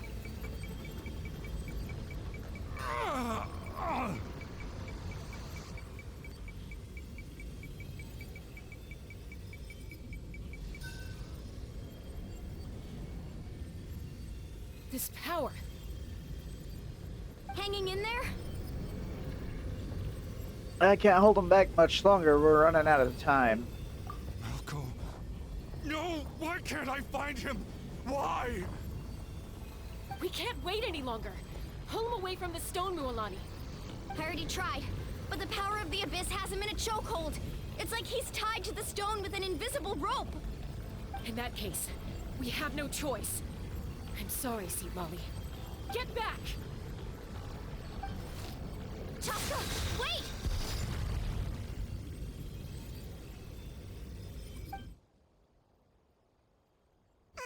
Ouch! What happened just now? It looked like the Spirit Speaker's stone was... The stone's power was spiraling out of control. The only way to stop it was to destroy it. You were all caught in the shockwave of the explosion. You might feel dizzy for a while, but that's normal. Give us a heads up next time, will you? You're lucky we managed to dodge it in time. I thought I said to get back. Yeah, barely a second before you made it go poof. Not everyone has your reflexes, Chaska. We were this close to getting dragged into the explosion. Okay, I'll be more careful next time. At least Kachina's ancient name is still in one piece. Wait, where's Vichama? Vichama! Vichama! I couldn't find Malko's ancient name. It must be completely gone by now. Once your ancient name disappears, there's no coming back. From the very beginning, I knew there was a slim chance, but still. And now... it's too late to save him. From the minute he left that day, it was already too late. Vichama. I'm sure he's heard enough condolences over the years. Let's just give him some space. Huh? What's that in your hands, Vichama? It looks like something's glowing. Huh? This is...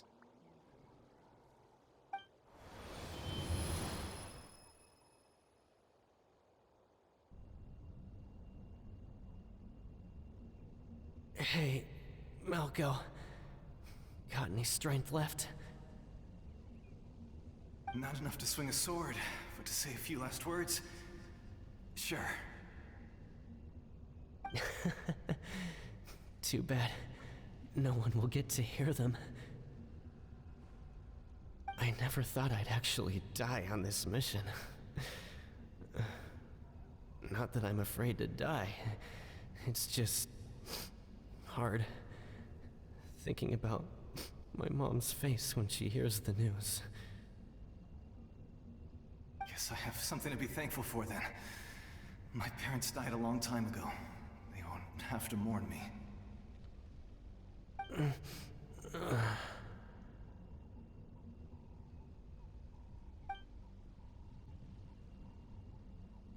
Pisak! Always had to beat me at everything, didn't you? Right to the end, you were never one for goodbyes. Maybe you're right. Maybe no one will get to hear our last words. But just in case... Vichama, I'm so glad you didn't come with us. Don't be sad. Just keep on living. For the both of us.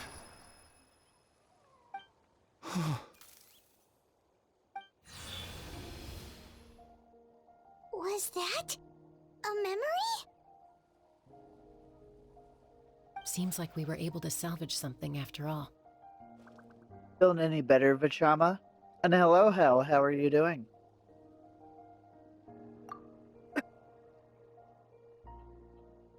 Of course. Seeing him, hearing his voice again, it makes me unbelievably happy. But it also brings with it an even deeper pain. A deeper pain? Why? Malco was always the type to put on a brave face. But in that memory just now, his hands were shaking, and his smile was forced. Really? For all these years, I regretted not being able to fight alongside him to the end. And now I know, at the end of his life, he was thinking the same thing. Vichama. I'm fine. Actually, I heard Chief Wina wasn't really on board with your plan to go to the Night Kingdom. When you asked for my help, I hesitated too.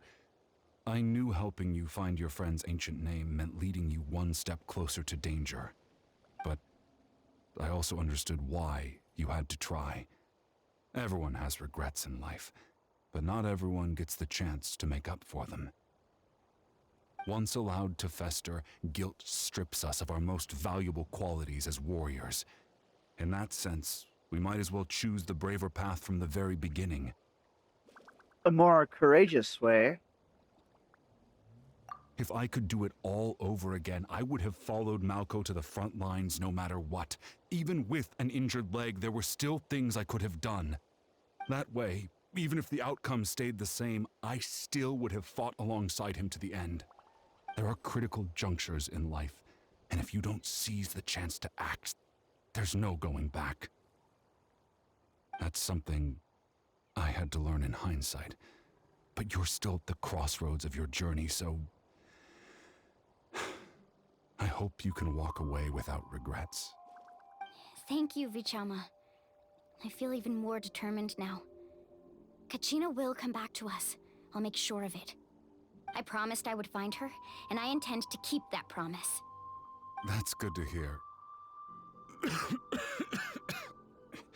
Strange. My body, it's... Once abyssal corrosion enters the body, a portion will fuse itself to your internal organs. Even though the Traveler possesses powers of purification, the corrosion can never be fully eradicated. Thanks to him, though, you were only briefly exposed. Slowing your breathing and controlling your emotions should help you keep the symptoms in check.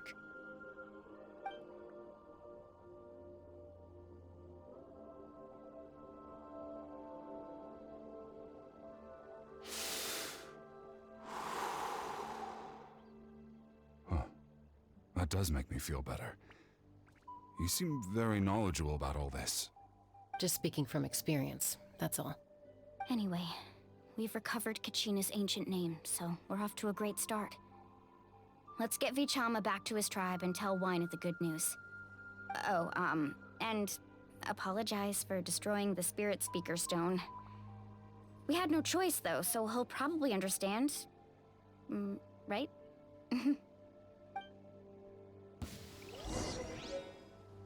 I'm doing good, Hal.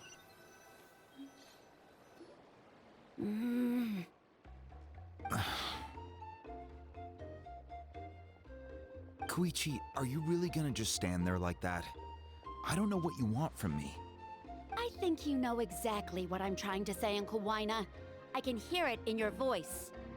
Honestly, it's just one thing after another with you two. They're back.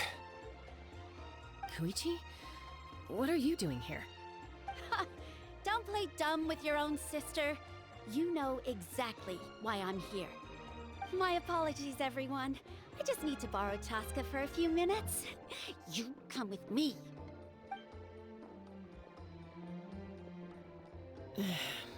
I'll be just a moment. Who is that? Koichi, Chaska's younger sister. Although the two aren't actually related by blood, it's kind of a long story. Right, she did call herself Chaska's sister just now, but it feels like there's more to the story. It's not really my story to tell, but I guess it's not a secret. You see, Chaska was actually raised by cuckoo sores. She was afflicted with a rare disease when she was a child, and abandoned in the wild as a result. The Abyss found her out there, all on her own, and tried to devour her. But in the end, all that did was trigger her will to live. That strength of will pushed her to survive. But it also planted a seed of conflict within her. Eventually, she was adopted by the cuckoo sores. Wherever they went, she followed, getting into fights right and left. For some reason, Paimon can totally imagine that. Well, when Chaska finally returned to human society, it was Koichi's parents who adopted her. At the time, Chaska still had a habit of getting into fights, so Koichi was always taking her around, apologizing to everyone. Ah, I remember those days. One of those fights was definitely with me. But, you know, kids. You're fighting one minute and your friend's the next. Eventually, she found a way to rein in that desire to fight. And now she's who people call to resolve conflicts. She's known as the Peacemaker. It sounds like she still argues with Koichi, though. Don't siblings usually stop fighting when they get older? That's partly my fault. Koichi asked me to stop Chaska from doing anything dangerous, but you probably know by now, once Chaska makes up her mind, there's no changing it. Oh, I get it. No wonder you tried to talk us out of going to the Night Kingdom. Chaska even said that wasn't like you. I'm all for your adventure. You need to take risks when you're young, because by the time you're my age, you couldn't attempt something like that even if you wanted to. Better try now than live with regrets later. That's what I say. Still, I can understand where Koichi's coming from. In the end, nobody wants to sit back and let a loved one put their life on the line.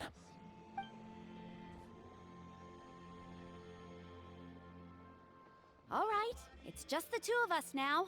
You have 1 minute to explain yourself. I don't have anything to say.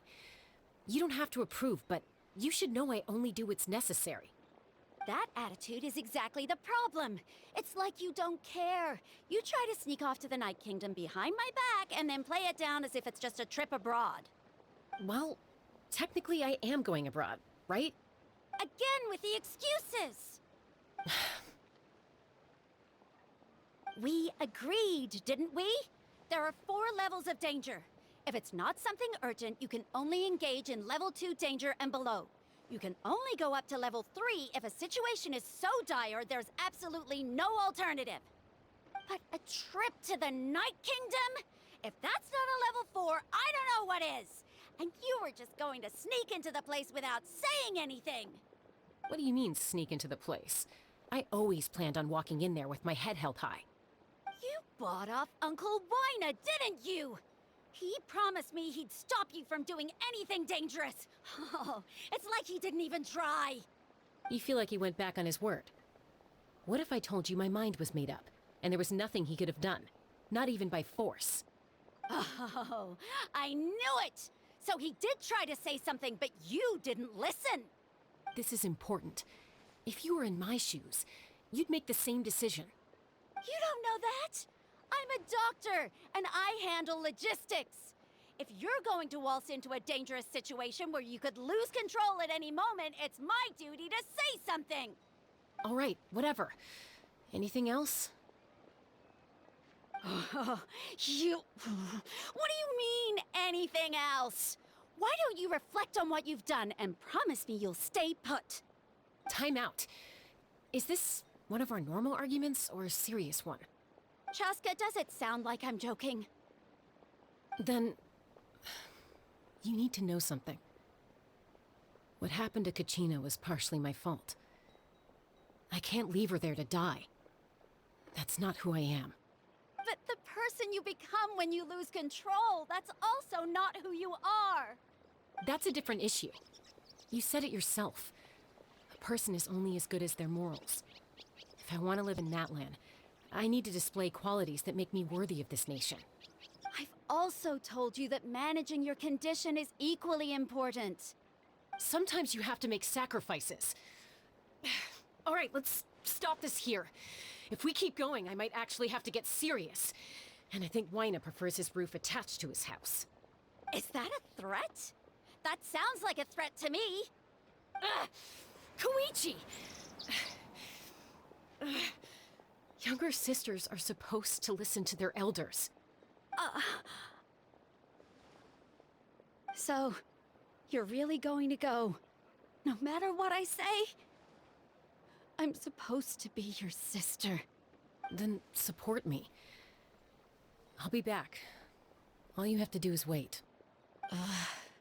Chaska. So, that's it. Why'd you have to turn out to be so darn annoying?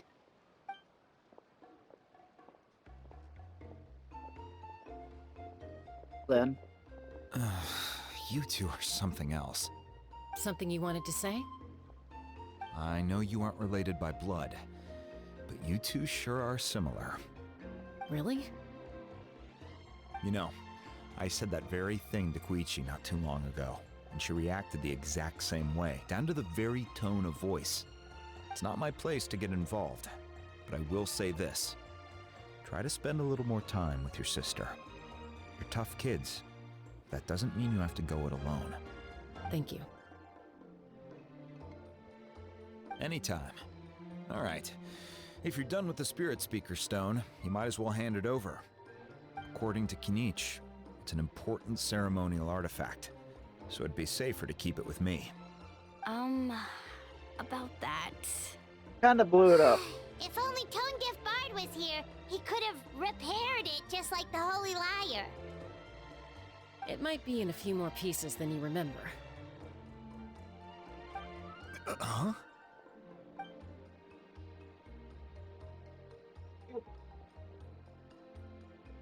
I see. Sounds like it was an urgent situation. If someone's life was on the line, then you had no choice. Still, Citlali's going to be a nightmare to deal with now that you've broken her stuff. I'll explain everything to her later. Stay safe out there in the Night Kingdom, okay? I'll wait here for your safe return.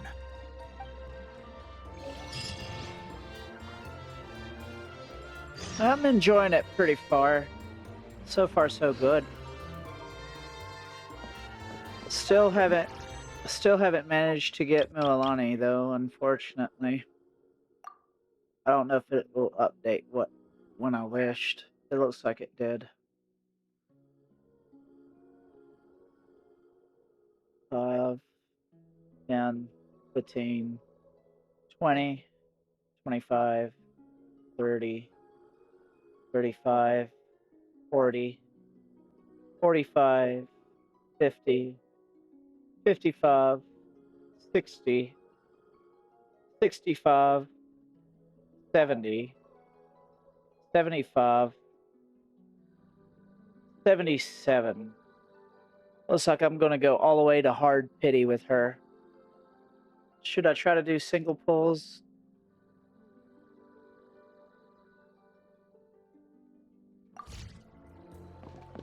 I'm at 77 right now.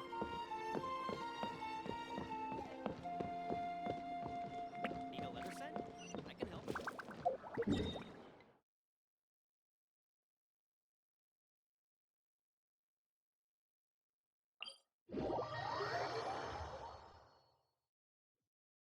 Yes. Oh.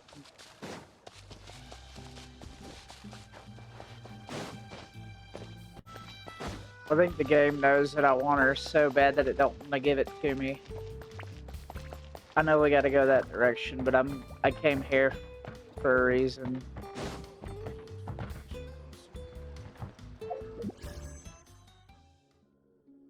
Okay. 78. Yay! Yay! Thank you for joining me, traveler. I'm Mualani, a guide from the people of the Springs. If you need anything, just raise your hand and let me know. Now, please stow your weapon, secure your belongings, keep a firm hold on Paimon, and most importantly, let go of your troubles. I prepared a sharky surfboard for you, so hop on and try not to fall. Alrighty, let the journey begin! Yay!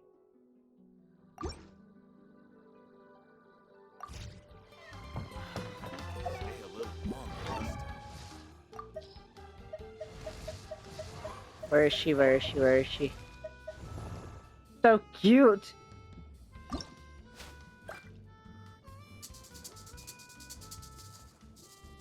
I love her dance. Adorable.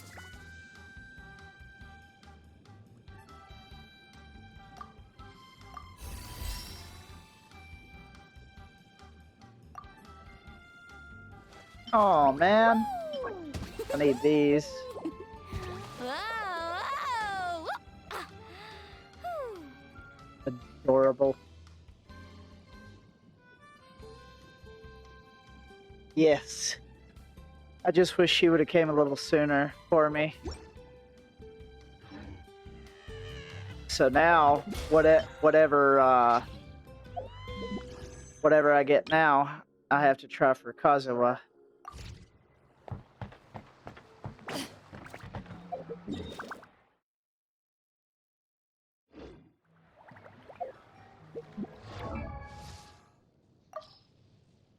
Where are you at? There she is. What do I need for you, girl?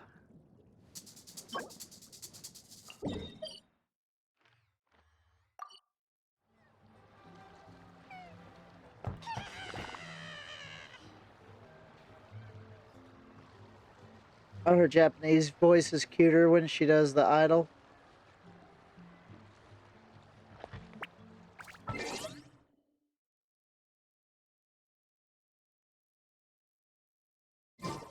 Really?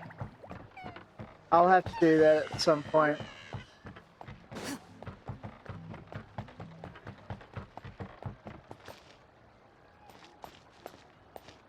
Alright, give it.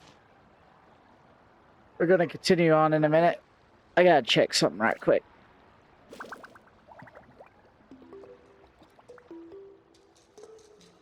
Let's move this. Let's move that. I don't know if I have the Japanese voice downloaded. I probably don't.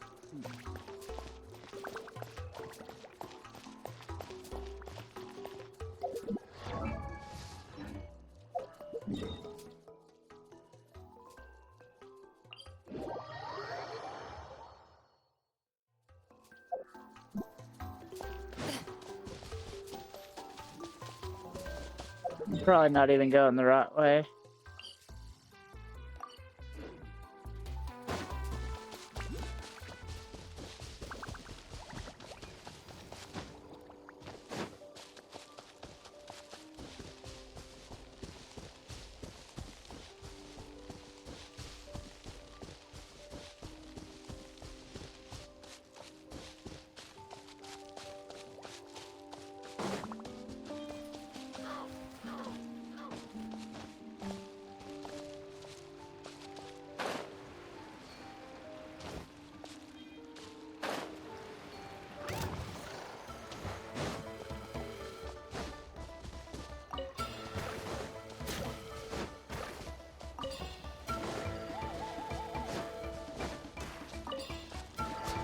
Into the shed.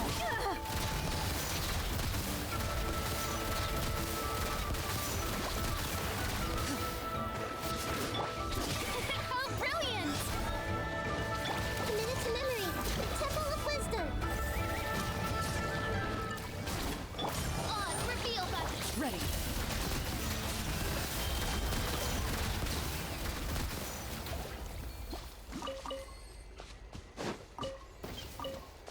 Where's her little flowers?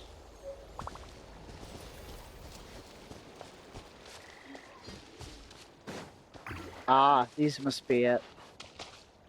Yep.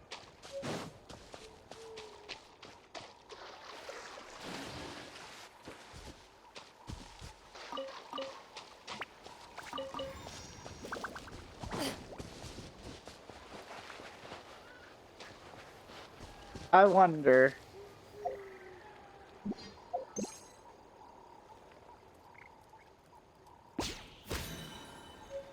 Yep. You can capture them. I gotta get some more nets.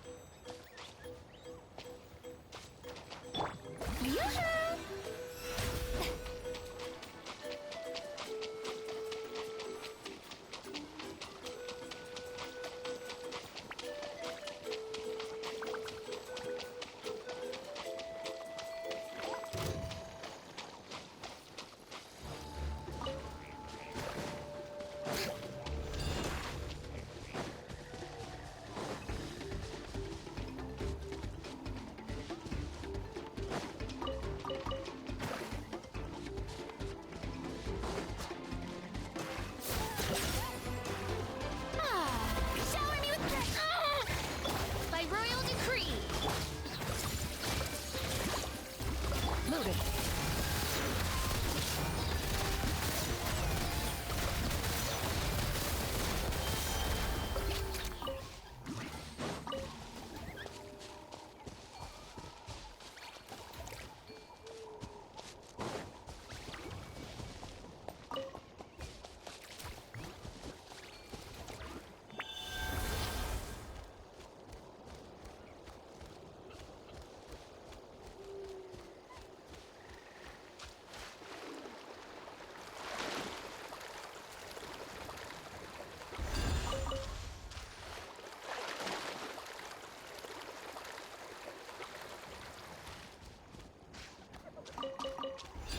I like how you can turn into dinosaurs too. It's really, really cool.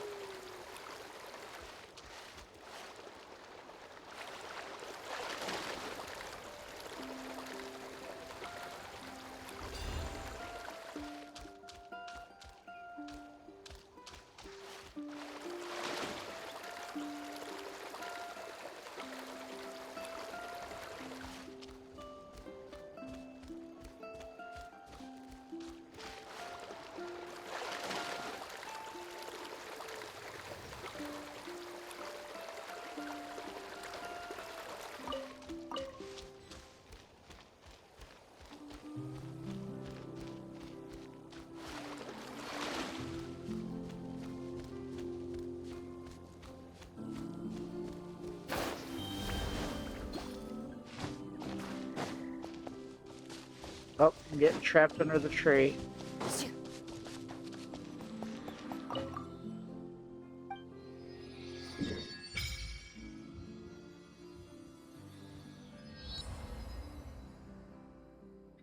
We'll continue the story first.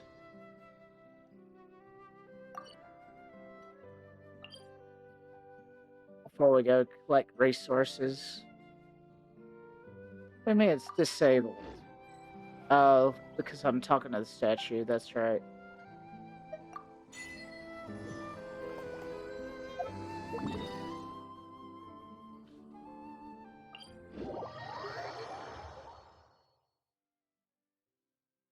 I hope they make it so that the peeps in co-op can turn into Saurians as well. Can they currently or no? Or have you tried to do it in co-op yet?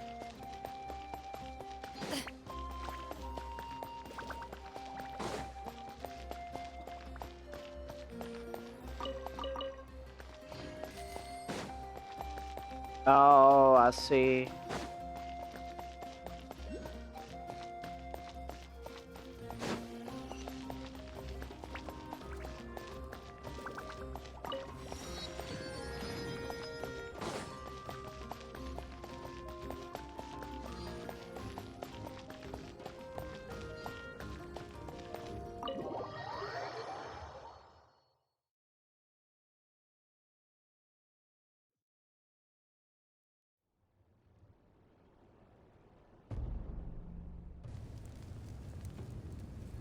We're back! We found Kachina's ancient name, too!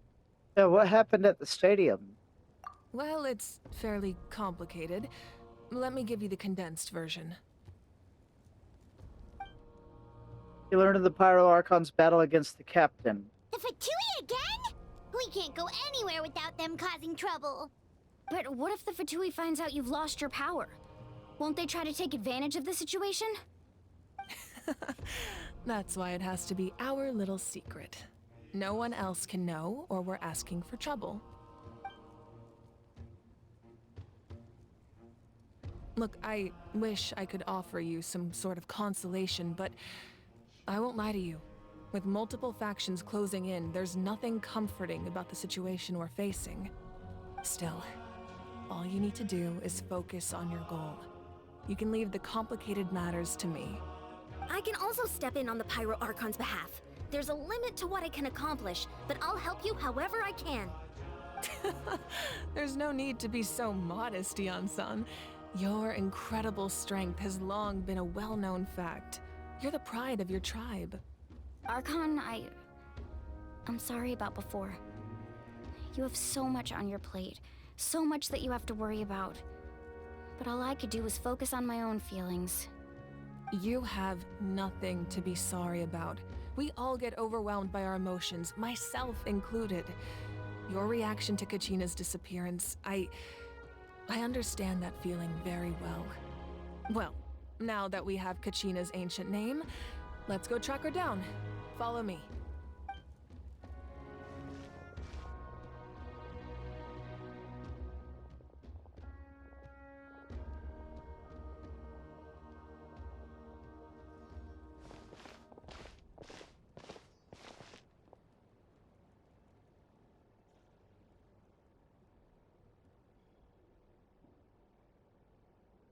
What is this place? Hey, isn't that Atea's talisman? Good eye. This is where I store all the various mementos I've collected. Whoa. I've never seen this place before. There's so many things in here. It looks like there are items from every tribe. Collecting them must have taken a lot of effort. I suppose you could think of it as a hobby of sorts.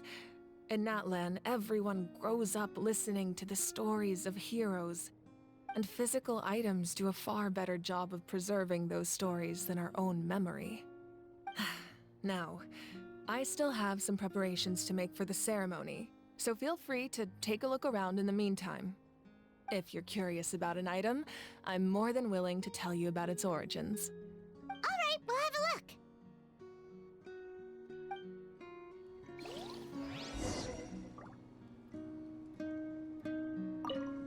This flower looks like it's thriving.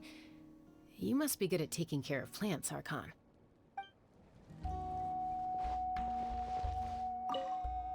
This fishing basket looks familiar.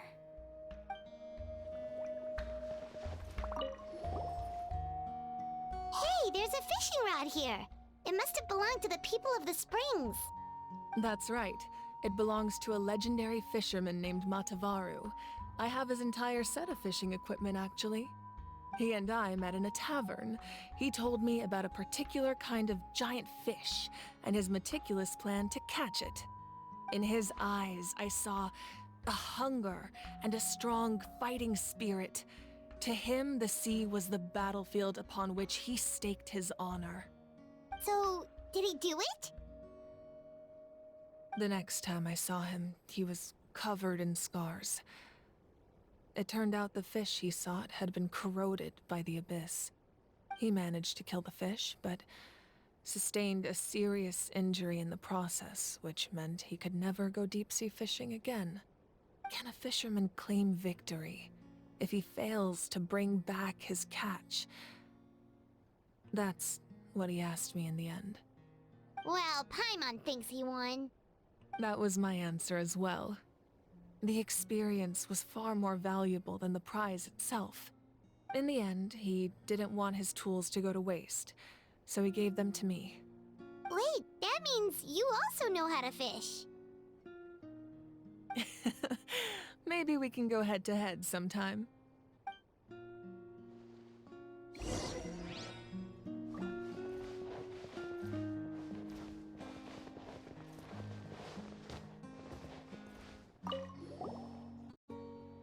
This is Atea's talisman. I'm sure you're familiar with this one already. Atea was rarely ever without it. The talisman brought her a lot of luck in battle.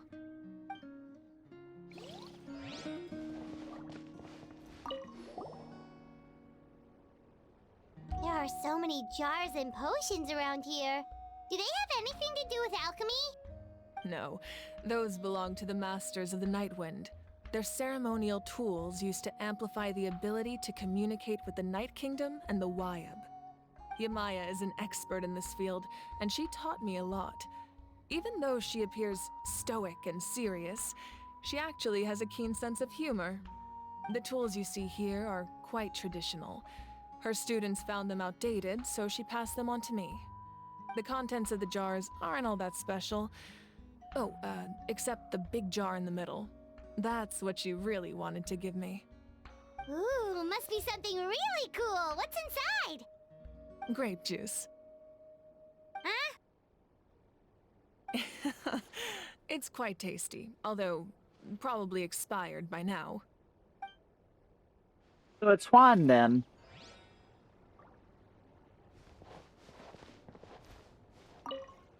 Make sure to handle everything with care. This cup, for example, it's heavier than it looks.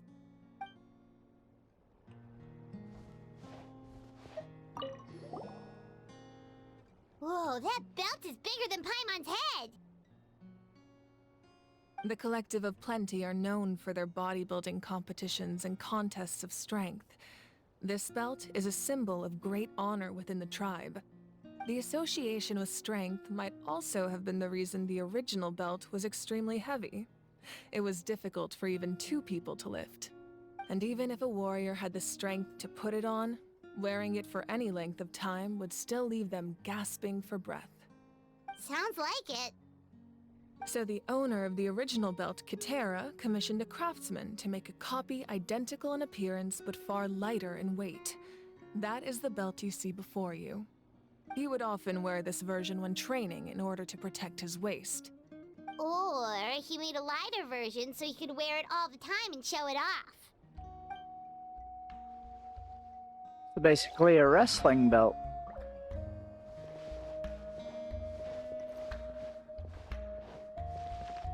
I think I've observed everything. Looks like it anyway.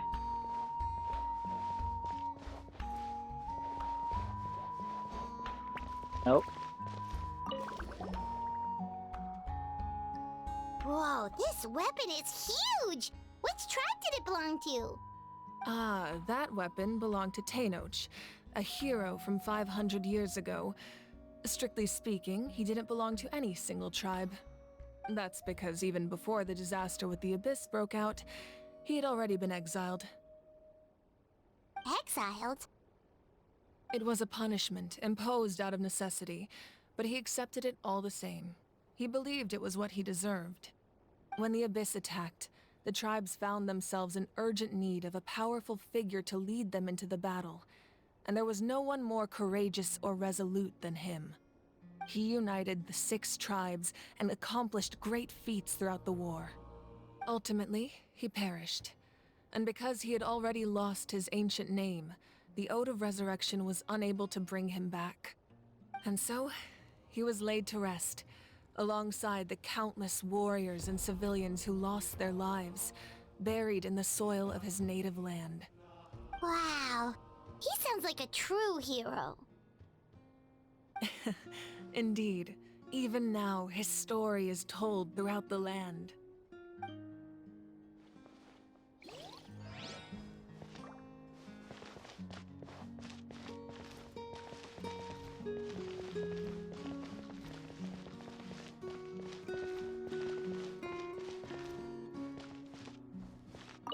I'm gonna be disrespectful.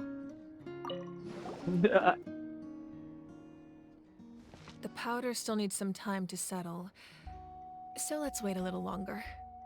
Well, what do you think of my collection? Do you feel like you have a better understanding of Natlan's culture now? Yeah! If each item represents a different story, seems like Natlan's really been through a lot. Does every item hold a special memory, just like Atea's talisman? That's right. The items in my collection actually serve a similar purpose to the ancient names passed down among the tribes. They demonstrate the true shape of time. The shape of time? Most people perceive time as a linear concept, almost like a straight line that can only move forward. We cannot change the past or predict the future. But there's also a different theory, one that I believe to be closer to the truth. Namely, that the past, present, and future all exist at once. At once? Paimon's not sure she understands. Let's say your journey ended right now. Thinking back on your experience in each nation, which one would you say was the most important? Well, I'd have to say all of them. Exactly. Even at the end of your journey, the things you experienced along the way don't cease to exist. They become part of who you are. Take out a portion of that journey, and you would likely make very different decisions, and eventually arrive at a very different destination. The future is the same way. It exists even though it has yet to come to pass. We just lack the means to perceive it. Of course, there are those with the power to foresee the future. They simply call it by a different name. Fate. You're quite familiar with that concept, I would imagine. That does kinda make sense. The future hasn't happened, but already exists. Humanity excels at living in the present, but too often we forget the past and neglect the future. So ancient names record the past. While the pilgrimage and the Night Warden Wars lead us to a better future.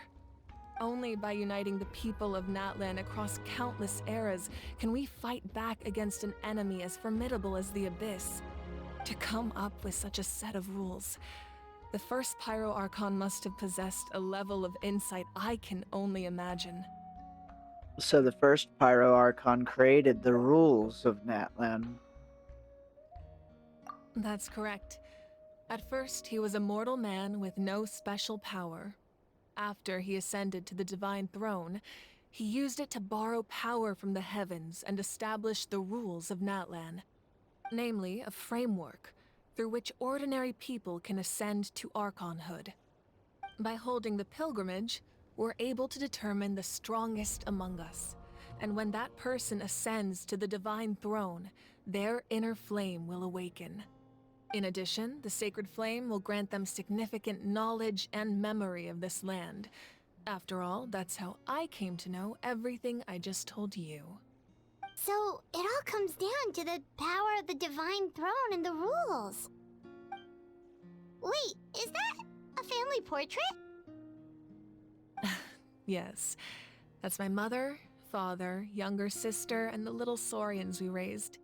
I turned a piece of my dad's leather armor into a canvas and commissioned a famous artist to paint our likeness. Your sister is so cute! It looks like the two of you are really close. Paimon was having a hard time thinking of an Archon as an ordinary person, but seeing this portrait, it kind of makes sense now.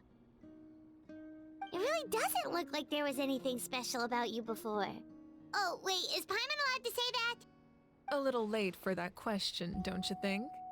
Sorry! Paimon's so sorry! Paimon's mouth works faster than her brain sometimes! It's all right. I'd never get upset over something like that. No matter what others may say, my past is a precious part of my identity. I'm forever proud of the life I used to lead. Becoming the Archon doesn't mean you sever ties with your family. The position just comes with a lot of responsibilities, so it impacts how often you get to see them. My father made the most delicious stew, so my sister would often bring me a large pot of his cooking, and we would sit on a blanket and eat it together. One time, we didn't close the door securely, and the saurians you were raising ran into the room and knocked over the entire pot. My sister immediately burst into tears. The two troublemakers were going for the meat, but when they saw my sister's distress, they froze on the spot. I still remember the way they laid there, sulking like a pair of children, even after making such a mess. It was frustrating, but in the end, all I could do was comfort my sister and move on. Wow. You forgave them just like that.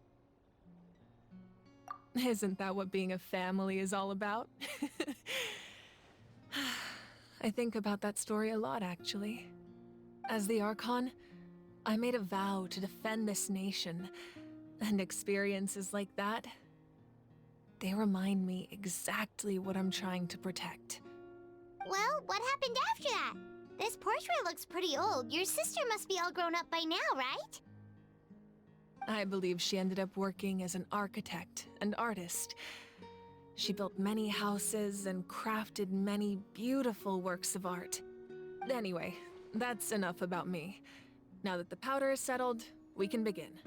Ian-san, Mulani, Chaska, over here, please. Place the ancient name up there, and then we'll begin.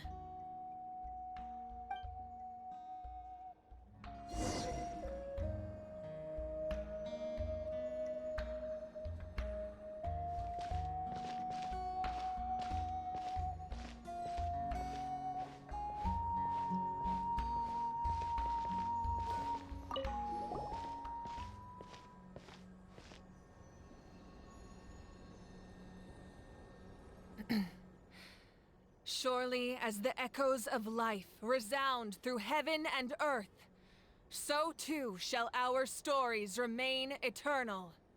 Ancient name, take us to your fated bearer. Allow her to answer our call.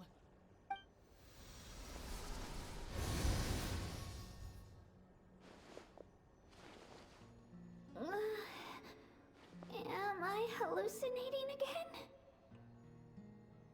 Kachina, are you okay? Huh? I'm not seeing things, am I? Is the Abyss playing tricks on me again? It's okay, Kachina. It's just us.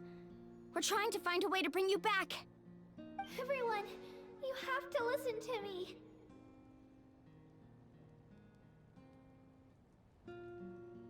I've been investigating the Night Kingdom this entire time, and I figured out what's wrong.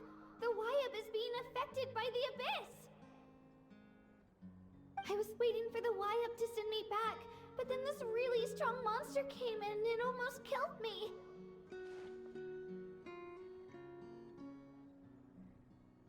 The Wyab saved me, even though its power is weakening, so I've been hiding from the monsters while trying to find a way to help.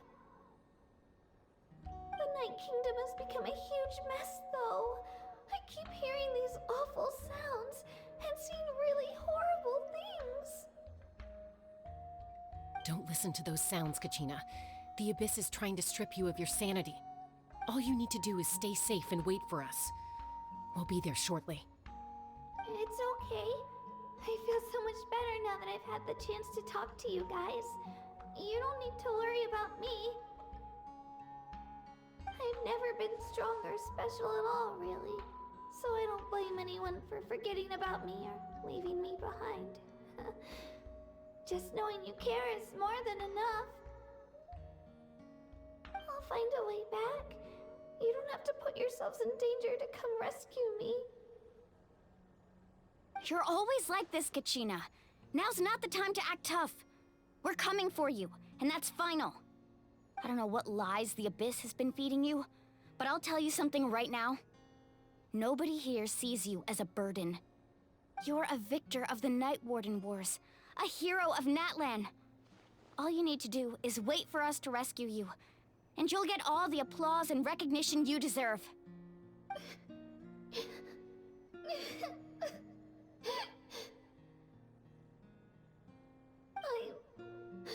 I'm really scared. Everything's so dark and creepy here. And I want to go home.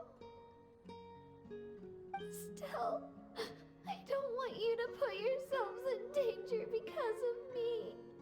I don't want to hold anyone back ever again. All you need to do is place your trust in us, just like you always have. No one fights alone. We're not leaving you behind. Not ever. Yeah, we're so close. We can't call it quits now. Thank you. Be careful. Looks like we've lost contact. Now comes the most dangerous part. You have to traverse the Night Kingdom in your physical form. This entrance to the Night Kingdom was left behind after an abyssal invasion. Even a brief amount of time inside could expose you to corrosion. I know. I'm prepared for that possibility. All right, then I wish you all the best. I'll tell Koichi to be ready just in case. She's very experienced in dealing with abyssal corruption. That face you just made. Don't tell me you two got into another argument. No, I just feel bad for creating more work for her. I'll go with them too, Archon. The more people, the stronger the party. Thank you so much for your help, everyone. It really means a lot that you're willing to brave these dangers with me. There's no time to lose, so let's get going. Now that I've lost my power, I won't be able to provide much practical support. But I can still keep an eye on the situation from here. Eon-san, I know it's unlikely, but if you encounter a situation you can't handle... That won't happen. I hope not.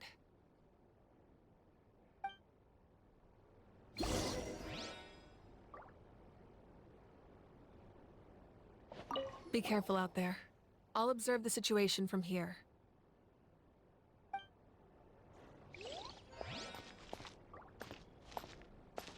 For the underground ruins. Okay.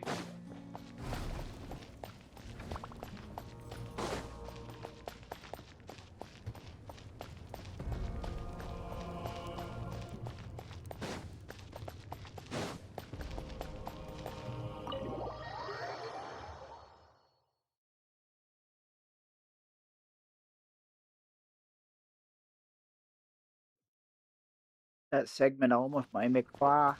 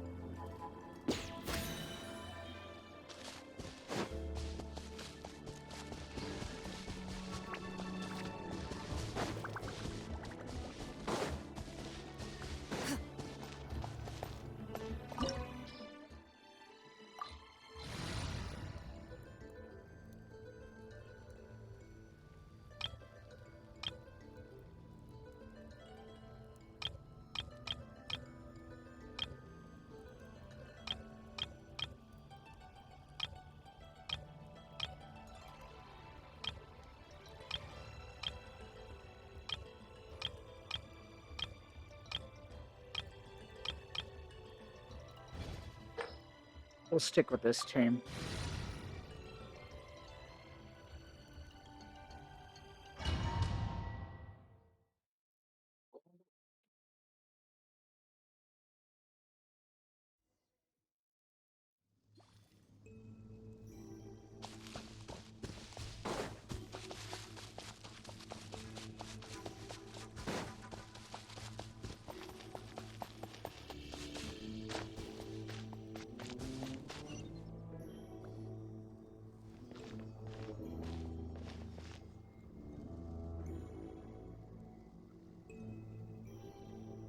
So we're underneath Natlan right now? It looks nothing like Paimon was imagining.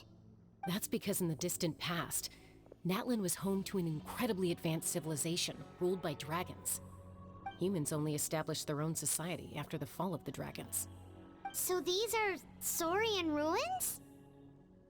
I don't think she's talking about the Saurians. I think she means actual dragons. Wait, you mean like the elemental sovereigns? They had their own advanced civilization? Yes, a really long time ago. Very few records have survived until now, so no one really knows what the devices here are for. These ruins have been abandoned for a long time, but with the recent increase in Abyss activity, the installations around here have somehow been activated again. So what you're saying is, we're not in for an easy trip to the Night Kingdom. No. It's going to be obstacle after obstacle from here on out.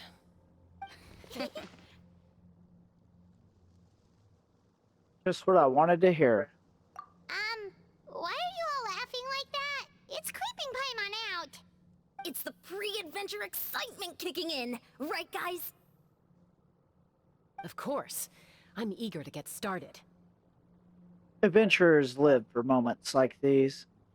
Then let's go. We won't let anything stand in our way.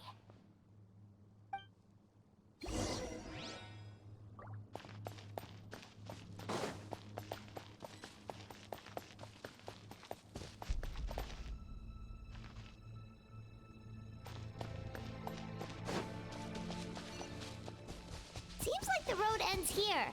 How should we get across?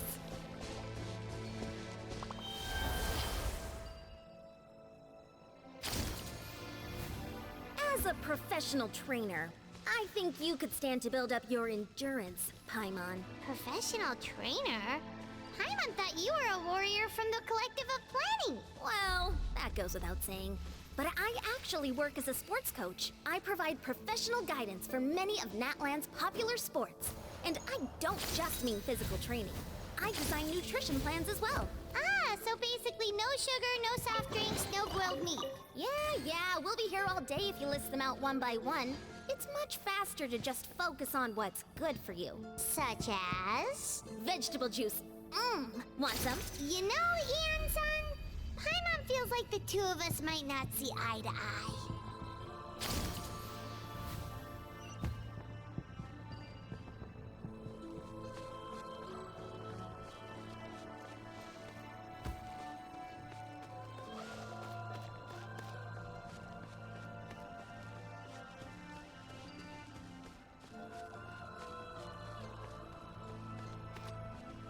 Those guys look familiar. We've fought them before. Let's go. Show no mercy.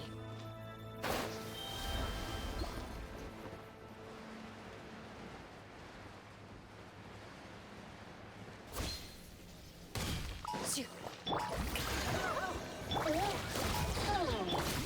hurt a little. Make yourselves at home. Ready. This is sheer anarchy. Where evil lurks. Shoot on sight.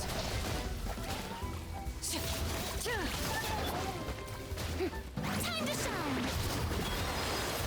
Yoo-hoo! Midnight Phantasmagoria. The Temple of Wisdom. I am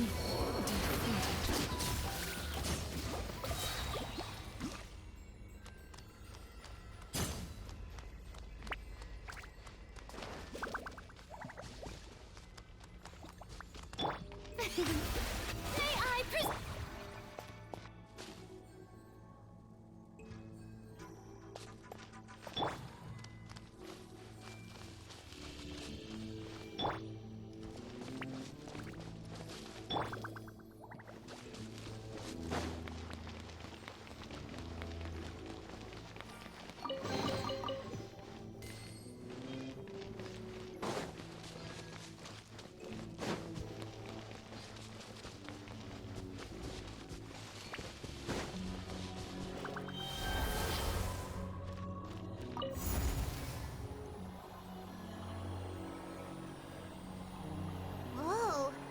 place we need to go seems really high up.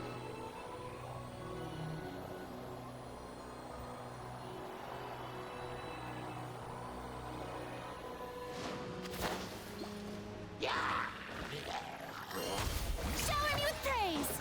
Odds revealed by Sharing my knowledge. Grow.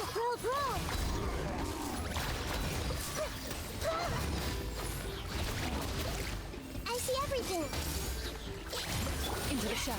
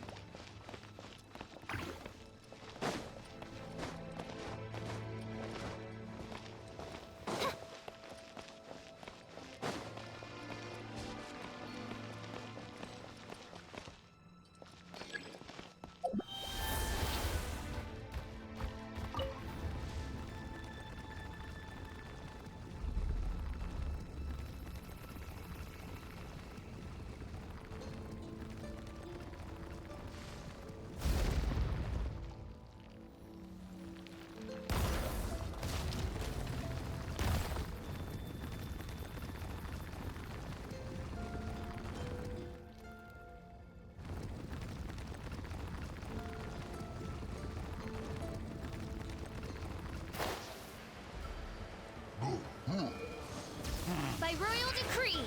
Yoo-hoo! Let my name echo in song!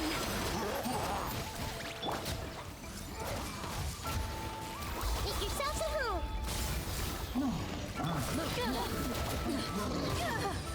You've cleared your name.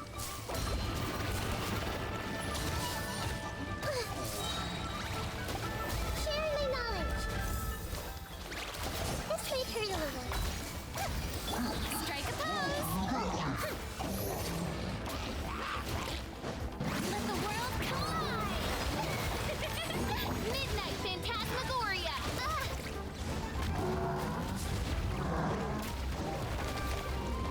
Grow!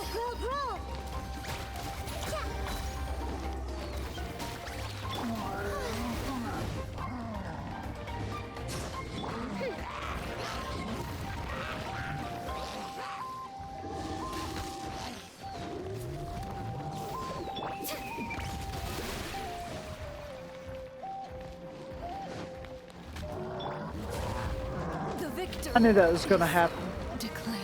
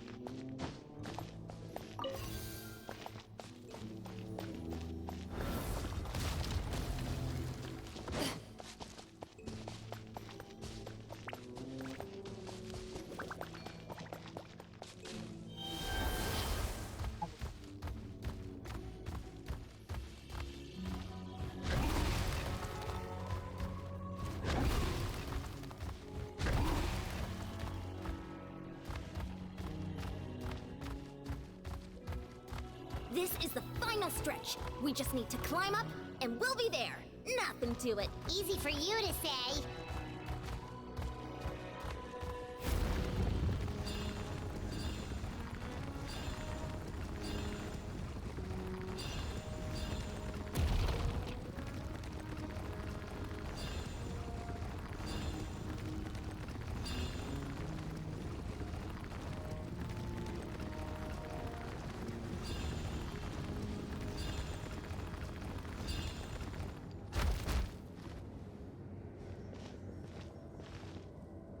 This must be the entrance the Pyro Archon told us about. The one ripped open by the Abyss. Yes. There's something in the depths of this place that feels familiar, yet also foreign. We actually have to go in there? Okay, Paimon just needs to psych herself up. Don't push her through before she's ready.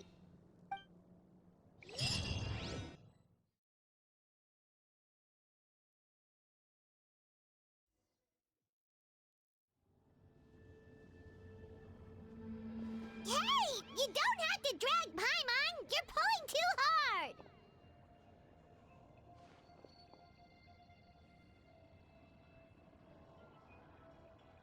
Looks like we made it. This is the Night Kingdom.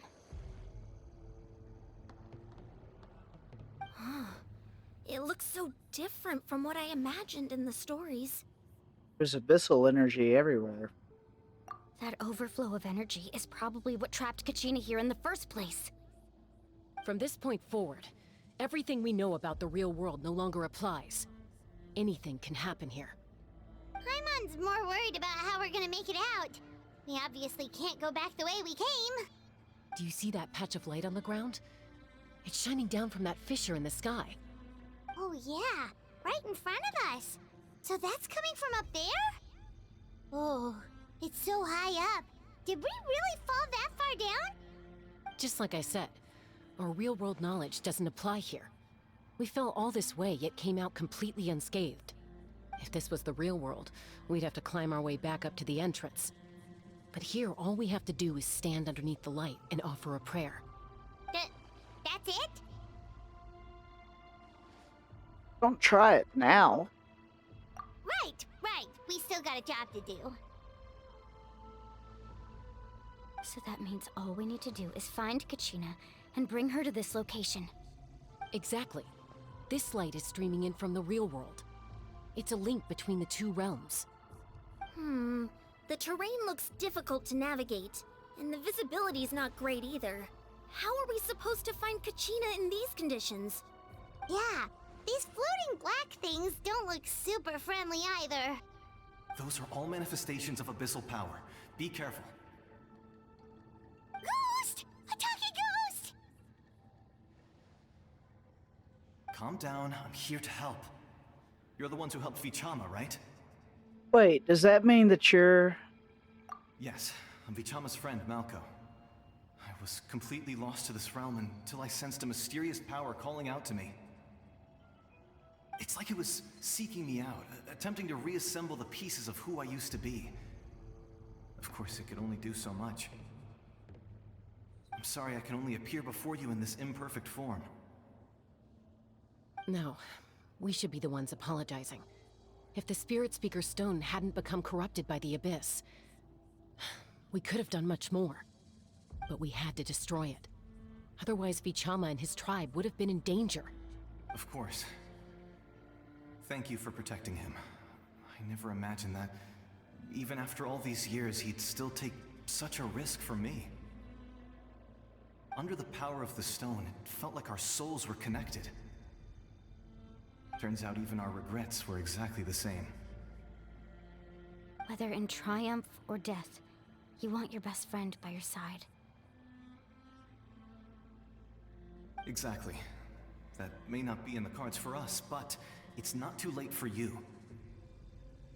You're looking for a young girl from the Children of Echoes, right? She's being chased by an embodiment of abyssal power. I'd like to help her while I'm still in this form, so follow me. Be careful. This place has been severely corroded by the Abyss. Paimon didn't realize it had gotten this bad. It's like a seething volcano ready to engulf our world at any moment.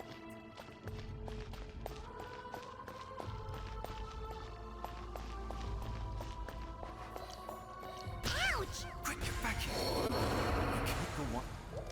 Stick close to me. My power will be able to ward off attacks for the time being.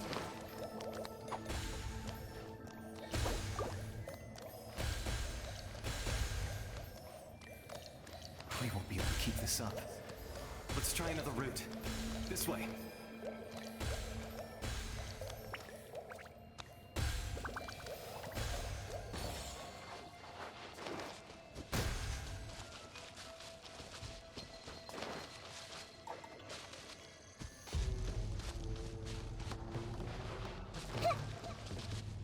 Not good. More monsters. We shouldn't waste our time on them. I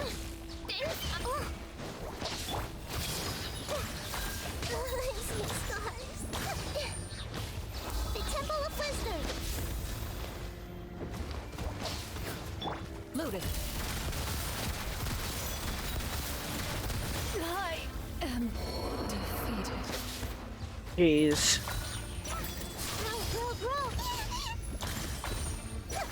Bro. Let the world collide.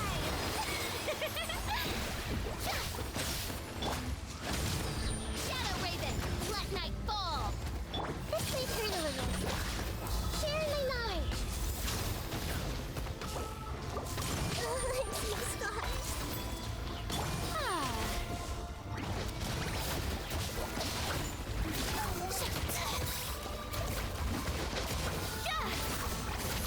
Changes in the dodge.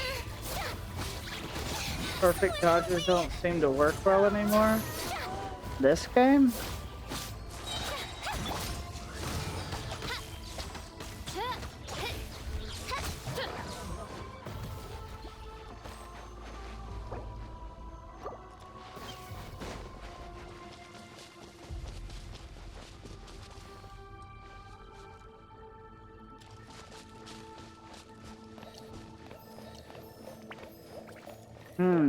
I see.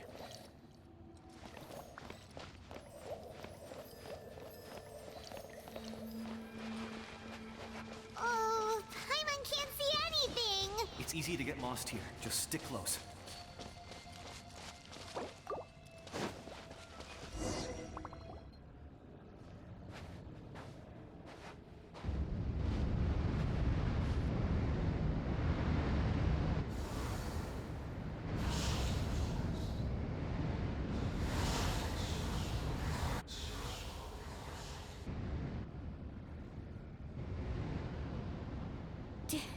Did you hear that?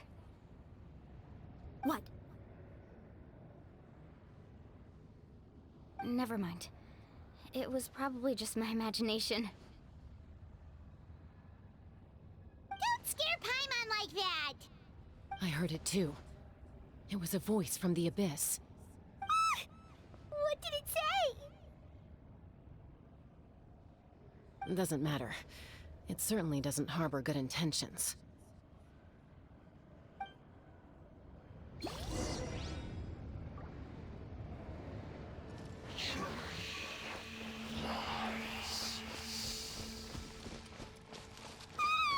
Paimon just heard it too.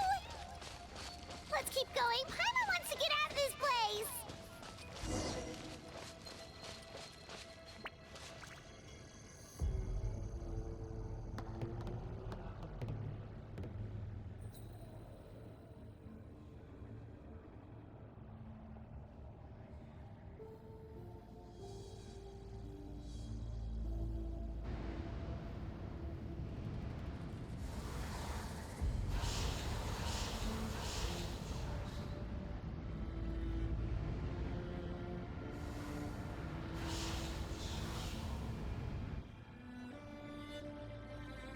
We're here, Kachina!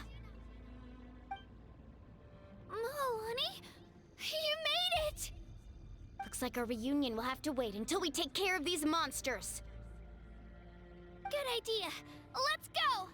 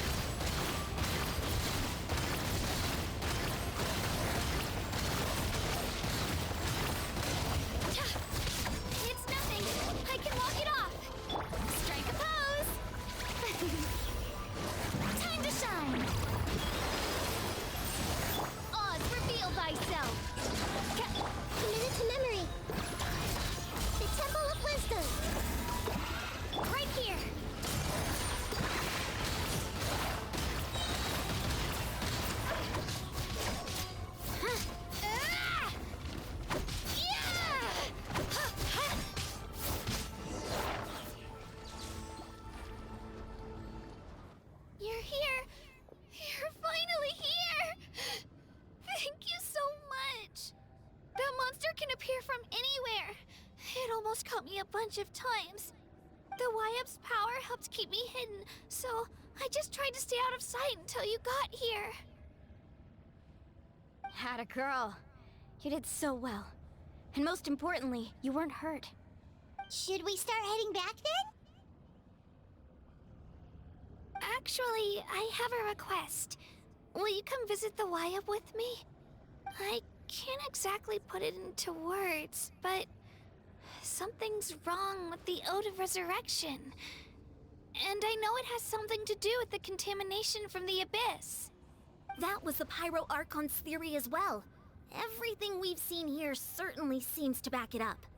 In the Night Kingdom, there are 6 main totem poles representing the Wyap of each tribe.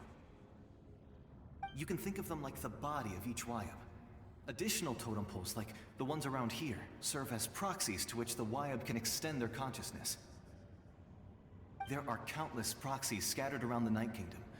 Through them, the Wyap can extend their consciousness over the entire realm and track down souls no matter where they roam.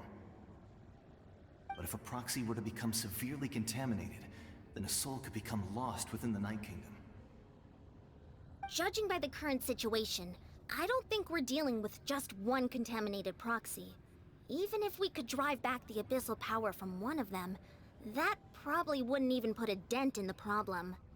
Still, we can't just leave the Wyap to suffer. It's protected me this whole time. Saving one is better than saving none at all. I agree. We might even manage to draw out the monster that's been hunting Kachina. Getting rid of the monster might slow down the deterioration of the Night Kingdom.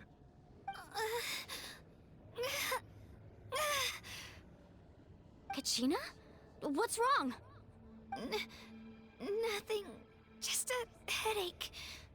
And that voice again, telling me to abandon the Wyap and leave this place. Maybe we really should leave. Kachina's already been here for too long. No, I'm fine. I don't plan on listening to that nonsense. I can hold on. Where's the totem pole? Just up ahead. I'll lead the way. Besides, I can still fight, so please, help me out a little longer. Listen to me, Kachina. We'll come with you, but that's because we want to help the Wyap, not because we have something to prove. You don't have anything to prove either. It's okay if you reach your limit. We'll be there for you. All right. The sooner we get this done, the better. We've already come all this way, so we might as well try to get to the bottom of this. Let's go. This way. I'll stay here and try to stall the Abyss monster. All by yourself? That's too dangerous. It's all right. I may not be as strong as that monster, but I'm definitely more familiar with the area. Besides, I don't have much time left. If you're anything like my friend, I'm sure you're not particularly fond of goodbyes. So go. Achieve your goal, and return to the world where you belong. Thank you for everything. You're a true hero. Thank you. No one fights alone.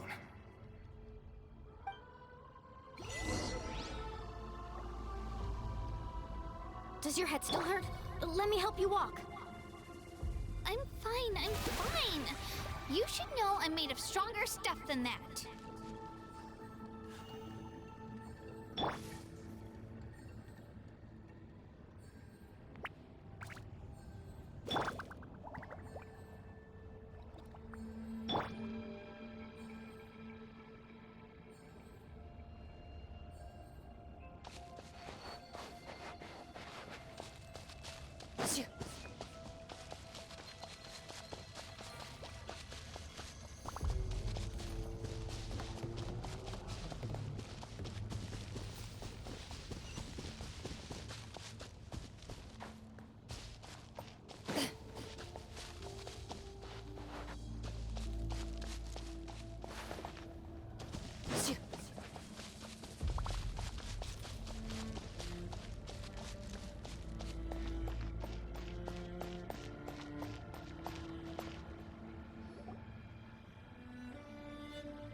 Wyap?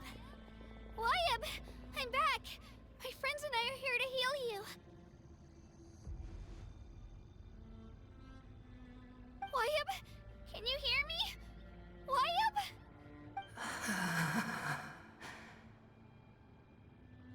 So we were right. The contamination is already too severe. It's preventing the Wyab from answering our calls. Alright, get ready everyone. Time to purge the abyssal energy from this place. I'll help too. Careful. We've got company. Already? You really think that puny soul could slow me down? Courage in the face of futility is pure folly. He tried to get in my way, so I disposed of him. You killed Malcolm? He would have dispersed with or without me. Rather than worrying about him, I would urge you to focus on yourself. You may have defeated others of my kind in the past, but underestimate me now, and it will be to your peril. Are you the one behind all of this? No. The power of the Abyss is intoxicating. The destruction it seeks captivates like a masterful work of art. I strive only for the opportunity to see it up close. I thought this naive little girl was an exception, but it turns out humanity is full of lambs willing to offer themselves up to the slaughter. That is the tragedy of your short lives. You understand nothing of all-encompassing power. Ancient names, pride, friendship, all empty ideas invented to give you a false sense of self-worth. They possess no power at all. The Pyro Archon created those grandiose ideals out of pure selfishness. Anything to avoid sharing power. Anything to avoid handing over the primordial gift to ordinary people like you. Don't believe me? Then ask yourself, why is the Pyro Archon strong beyond measure, while you, Kachina, remain so pathetically weak?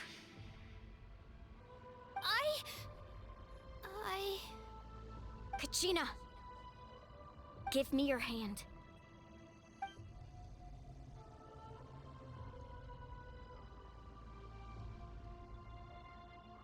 Feel that? I'm right here next to you. Thanks, Moalani. You're right. I have nothing to fear. Because I'm not alone anymore. You're right. Maybe comforting ideals don't have any power. But you also couldn't be more wrong. You've never had to work for your own strength, so you will never understand the true source of our power. What? The courage we have to stand before you and not back down? It comes from our friendship. The power lies not in the ideal itself, but in our commitment to upholding that ideal, and in our decision to stand together and fight! Well said! Let's go, Kachina. It shouldn't take more than 2 of us to handle an enemy like this. Sorry in advance, but you deserve what's coming to you! There aren't many in Natlan who can beat us when we're together. It's time he got a taste of that kind of power. From the ashes to this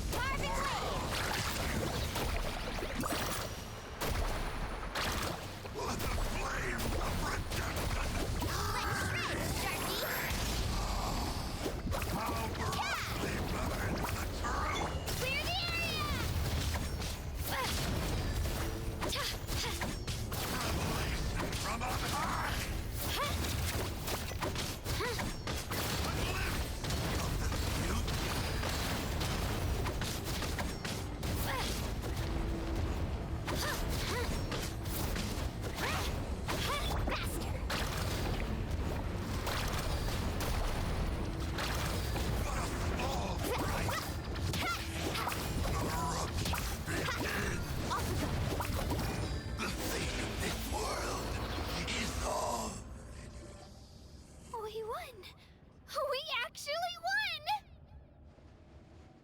Nice job. That's what he gets for underestimating you two. Fantastic work, Kachina. Absolutely fantastic. This makes me so unbelievably happy. I'm happy too, Mualani. Together we really are unstoppable. Mm-hmm. Huh? What's happening?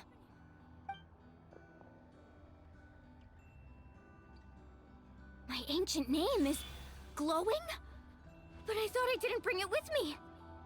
It's probably a projection from the real world. But that doesn't explain why it's glowing all of a sudden. Wait, does that mean you're...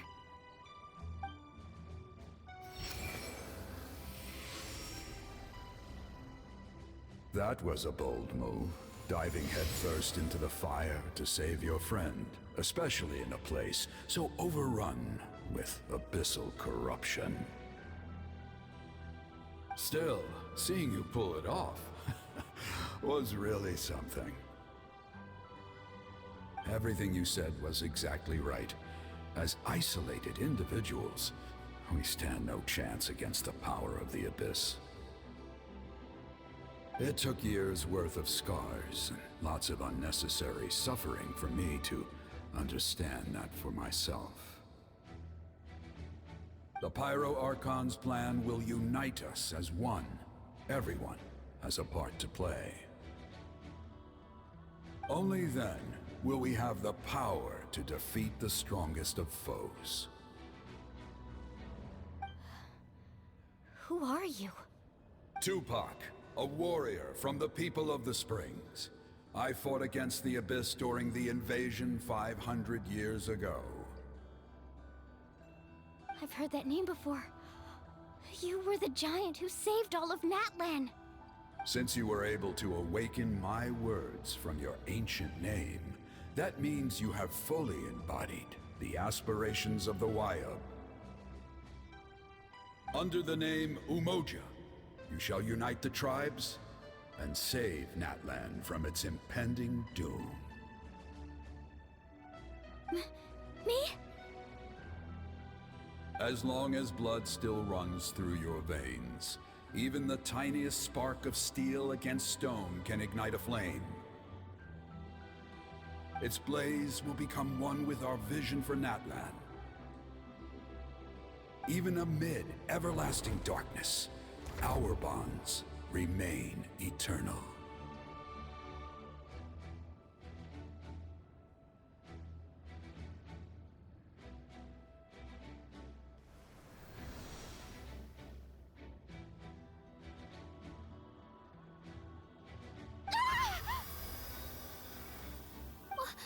What's wrong, Mualani?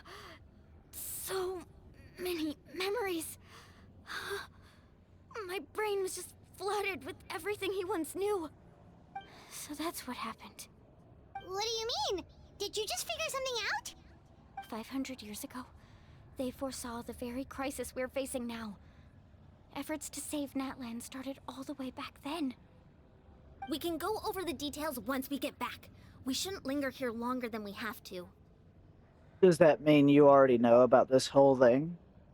I know bits and pieces, but I had no idea Mualani was also part of the plan. This sounds like something that's going to need a lot of explaining.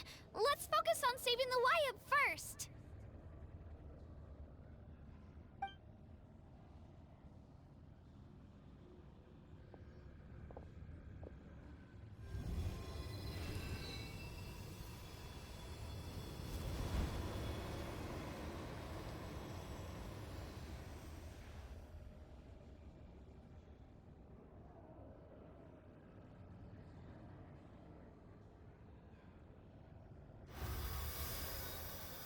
Okay, that should be enough.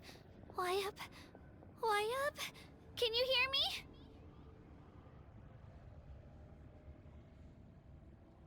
I hear your voice, Kachina, my dear child. Great. Well then, I'm afraid it's time to say goodbye. I just wanted to make sure you were okay before we leave, but we can't afford to stay here any longer. I was going to ask why you bestowed an ancient name upon someone like me, but it's okay. I'll keep searching within myself for the answer. I'll never stop trying to improve my strength. One day, I'll live up to the hero you saw in me. You are already an outstanding child in my eyes, Kachina. No matter what happens. Huh? You are all my most beloved children. It has always been my honor to protect and nurture you. Your ancient name is just that. A name. Much like your parents chose to name you Kachina, I also gave you a name, but it need not define you. Focus on who you want to be. You are already worthy of your name. Now, you need only devote yourself to becoming a better you. The story of your ancient name is for you to continue. Just like your parents, my love for you will never change, no matter what the future holds.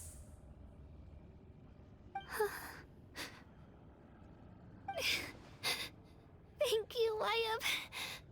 It gladdens me to see the Pyro Archon's plan move another step towards completion. But it is time for you to leave this place. The situation here is getting worse. Go now, my children. Save Natlan on behalf of all you hold dear. I know we've never met before, Wyatt, but I just wanted to say thank you for encouraging Kachina. It was exactly what she needed to hear. Whoa! What's going on? An earthquake? We're out of time.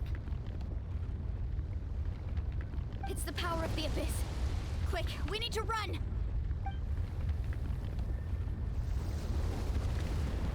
It's a Sealy! The Sealy opened the way for us!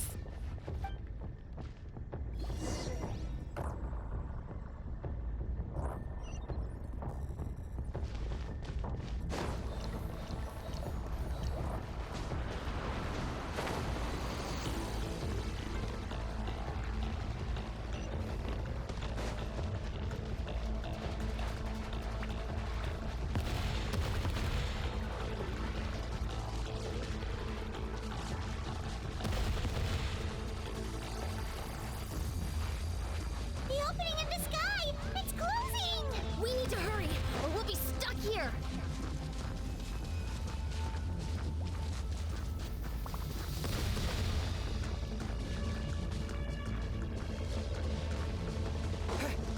Watch out for the falling rocks! Quick, through the middle!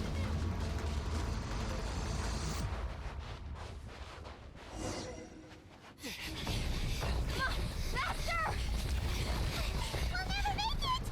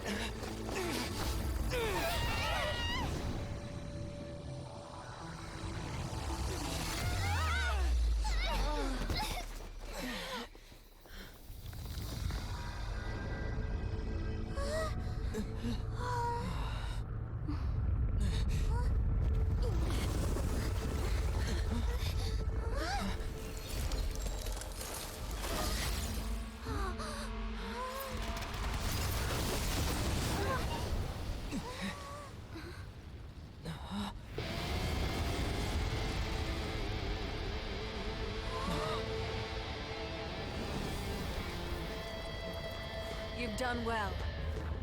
Now come home.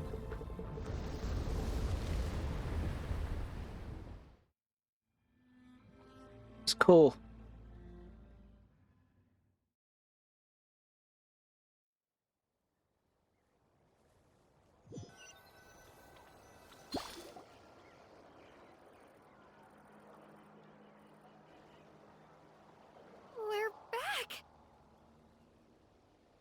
The Pyro Archon saved us.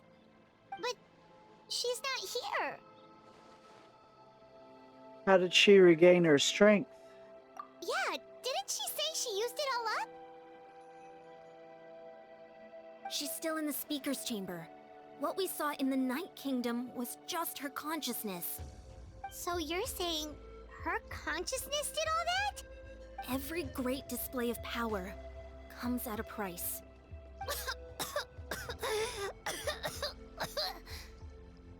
You must feel terrible, Kachina. Just hold on. We'll get you to a doctor soon. Let's get back to the stadium. The Pyro Archon said she'd have a doctor waiting for us. I recommend getting a full checkup, just to make sure no damage gets left behind. Paimon feels okay. What about you, Traveler? I'm completely fine. Right. You always seem to do pretty well against the Abyss. Let's get going. We need to share what we learned in the Night Kingdom as well. Right.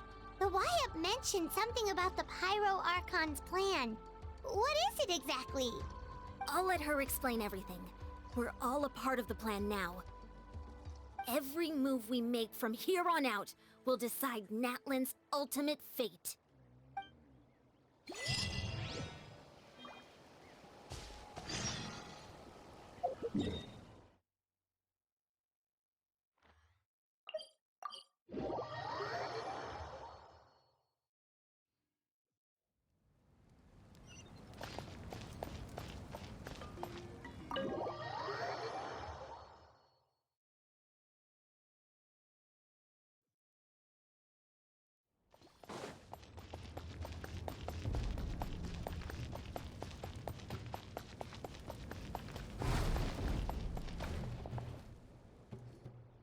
Huh. There's a lot less stuff here than before. It's good to see you all here in one piece. I know you must have a lot of questions, but let Koichi check you over first. It's best not to let any lingering effects of the Abyss go untreated. Thank goodness you made it back. I came here as soon as the Pyro Archon told me about your plan. Take a seat, everybody. I'll examine you one by one. Despite the short stint in the Night Kingdom, Mualani and the others all have some degree of abyssal contamination. But thanks to the extensive experience treating abyssal contamination, the harmful effects will not be permanent. The treatment also relieves Kachina's symptoms. All right, that should do it for now. But just to be safe, I'll perform another checkup in a couple of days. I have to say, though, I've never seen anyone react to the Abyss like you, Traveler. It's like you're completely immune to its power. He always has been special like that. He can even purify its power.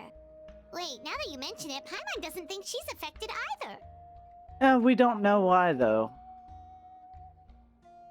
Given the current situation, that ability will likely play a great role in the events to come. Of course. I still have patients to see, so I'll head out. Thank you, Koichi. All right, all right. We might not see eye to eye, but we both had good intentions. Just give it time. I'm sure we'll figure things out between us one day. Yeah.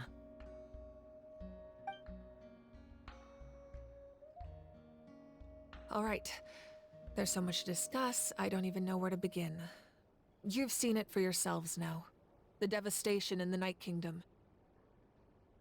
I'll get straight to the point. Natlan is on the verge of destruction. It's very possible our nation has less than a year before total devastation. Huh? No. That can't be true, can it? Huh, less than a year. That's right. But I've only ever disclosed that fact to the handful of people working with me to save this nation.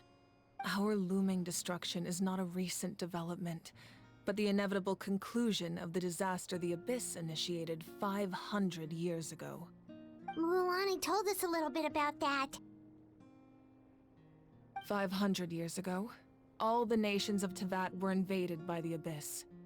Unlike the other nations, Natlan never had stable and deep-rooted ley lines, so we suffered the worst of the invasion. The battle against the Abyss was exceedingly long and brutal. In the end, victory came at the cost of our civilization and countless lives. Even then, it took centuries of solving the disasters caused by the Abyss to finally achieve the peace we know today. And still, this is but a superficial victory. The forces of the Abyss have merely been driven back underground. Their threat to Natlan remains as real as ever. I'd never have guessed. The problems plaguing the Night Kingdom are all the more complicated because that realm is essentially functioning as Natlan's ley lines. Immediately after the war, our calculations estimated that we would have a maximum of 500 years before the Night Kingdom was completely lost to the Abyss. But at that time, we were a nation of the destitute. Our people no longer believed in victory, nor did they hold hope for the future. Our civilization was dying, our faith crumbling, and the line of power passed down from the Wayab nearly severed. If we didn't bring the nation back together, it would be foolish to even dream of defeating the Abyss in the future. So, the Archon had a long and involved discussion with the heroes of each tribe, and finally came up with a 500-year-long plan to save Natlan. So that's what happened. After finding Kachina, I encountered a strange figure who gave me a series of new memories. Since the plan was mentioned in those memories, I guess I've been chosen to play an important role in it. But there's still something I don't understand. Those memories showed me the Pyro Archon from back then. And it was you. Huh? But that doesn't make any sense. The Pyro Archon is supposed to be human. It's impossible for a human to live that long. That's right.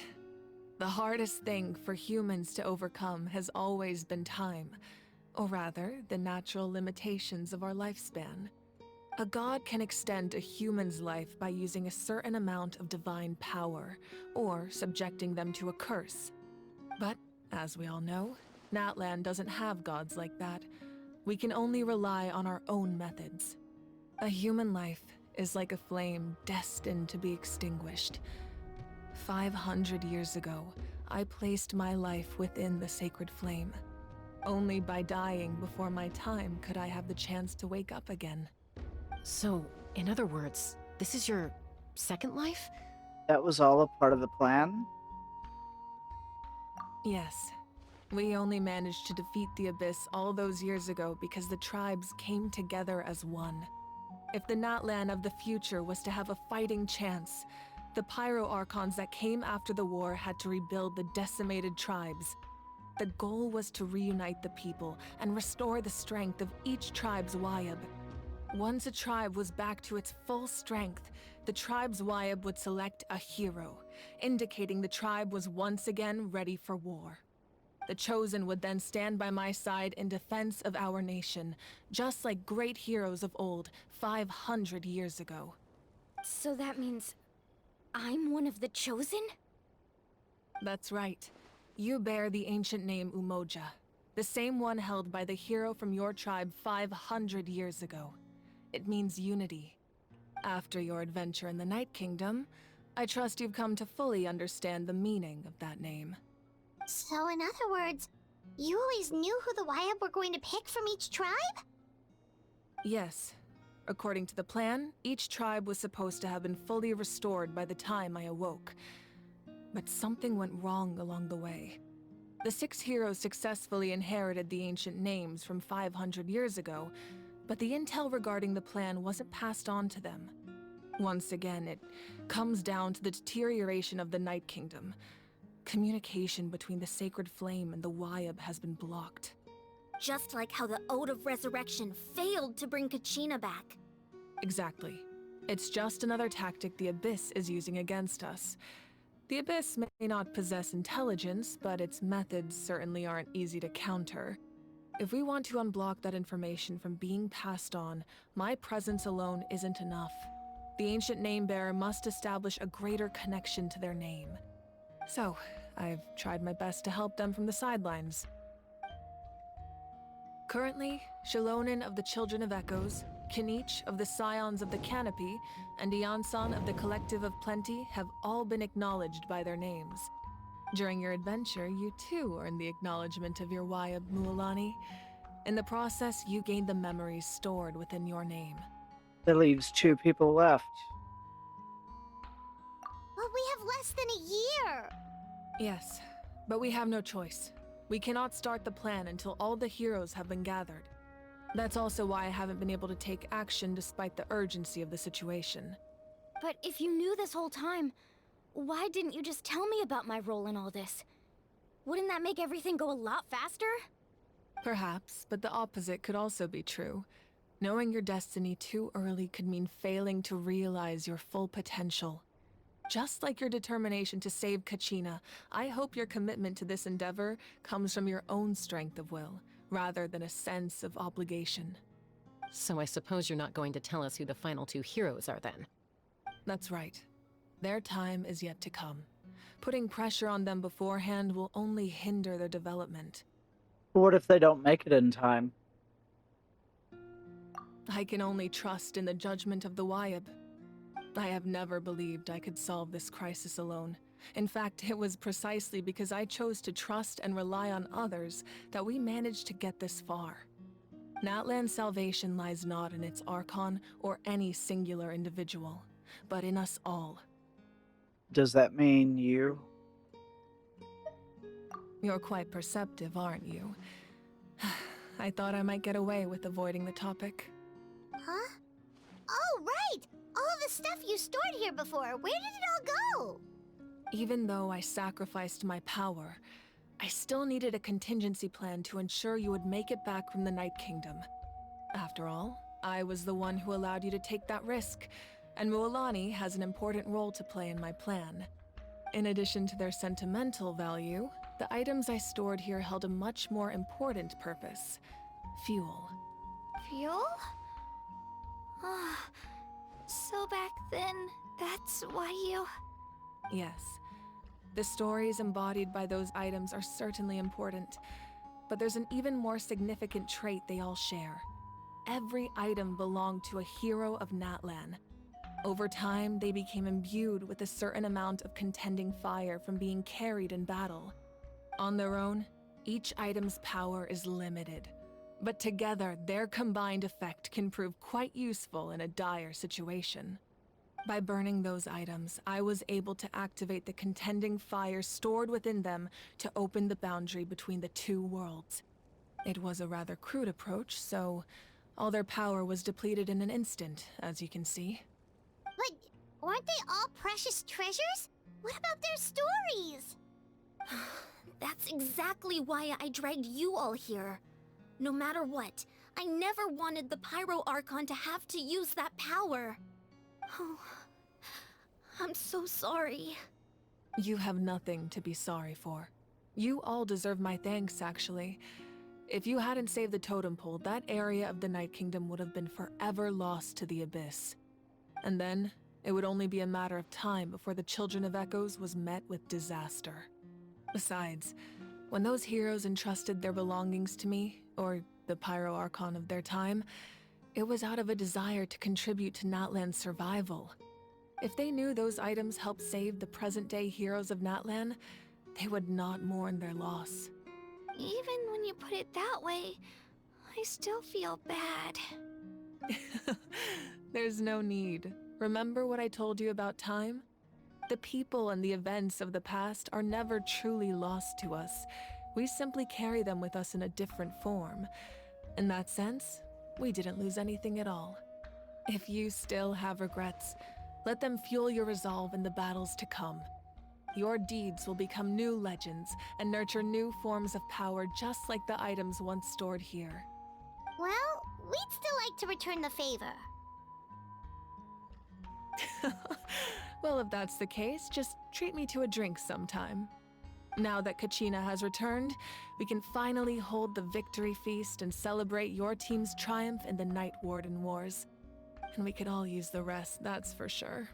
Plus, you'll be able to silence everyone who doubted you once and for all, Kachina. Still, now that I know the danger we're facing, Having a victory feast doesn't feel right. Try not to let it get to you. It's important to stay calm. Worrying about it will only affect your judgment. All right. You should head out. I'll join you in a bit.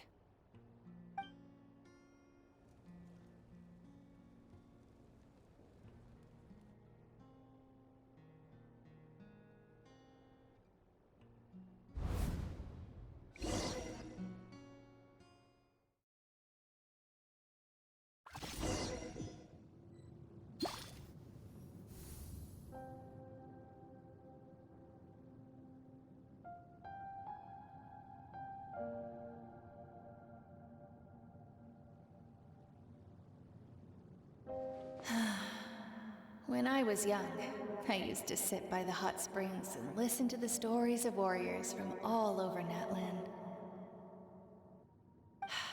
They attract people from all walks of life. Friends come easy here, no matter what tribe you're from. The people of the springs have never claimed the hot springs as their own private property. They are there to bring all hot spring buddies together. It's been really nice, seeing the children in my tribe get older. It's helped me gradually understand the true value of the springs. I've witnessed their energy, their determination, their absolute passion for life. Even when they cause trouble, I never managed to hold on to my anger for long. It's unbelievable how quickly they worm their way back into my good graces. I'm certain Mualani will become a great warrior when she grows up. She possesses infinite potential. I can see it. One day, when I'm no longer in fighting form, I'll come here and tell stories to all the children, just like those warriors did for me. So, you better get busy, Pyro Archon, or I'll end up running out of stories.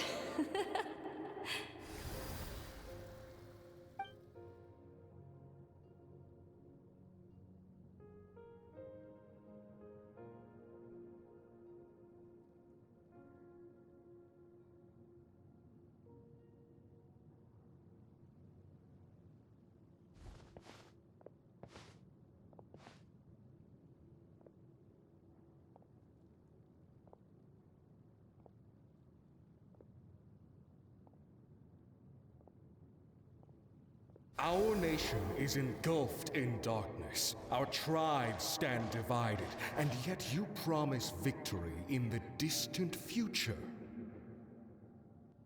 The Abyss is a cunning enemy, one that I faced in battle many times. Were that not the case, I would never understand exercising this degree of caution. My rage will never know absolution, and my power will no longer aid you in victory. But you came to me because you knew you could convince me with just a single sentence. I understand your choice. The heroes of today will forge the path ahead with blood and fire. Just remember to earn us the victory we are owed. Otherwise, rest assured, I'll find a way to collect the debt. For Natlan.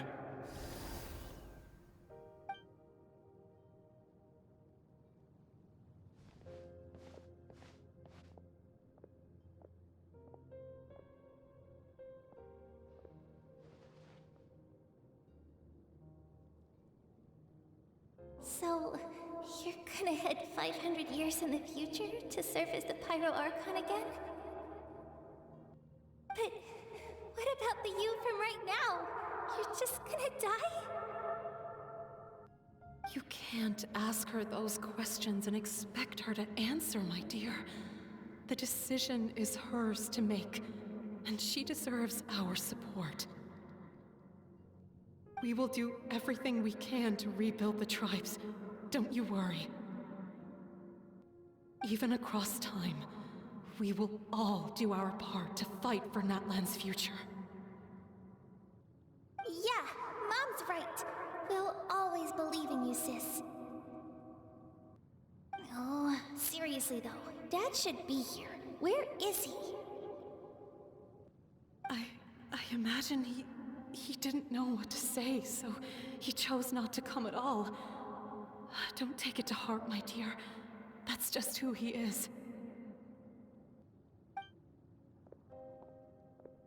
Just remember, no matter what happens in the future, we will always love you.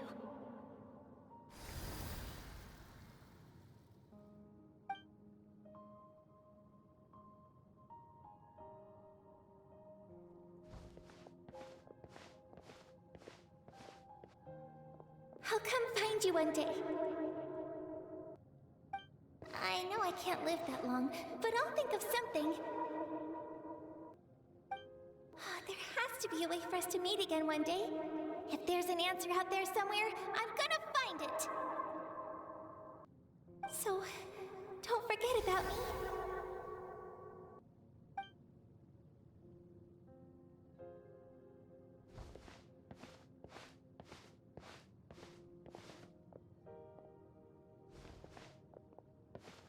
If that's your decision, then you have my full support, Archon. May our children live to see such a lovely son. For Natlan! No one fights alone.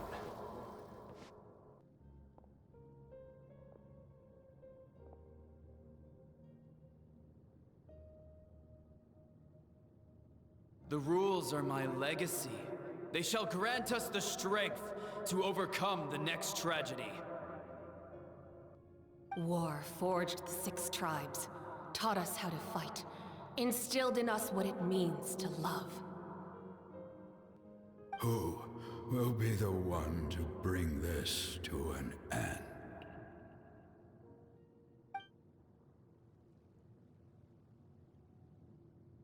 We are the inheritors of memory and legend.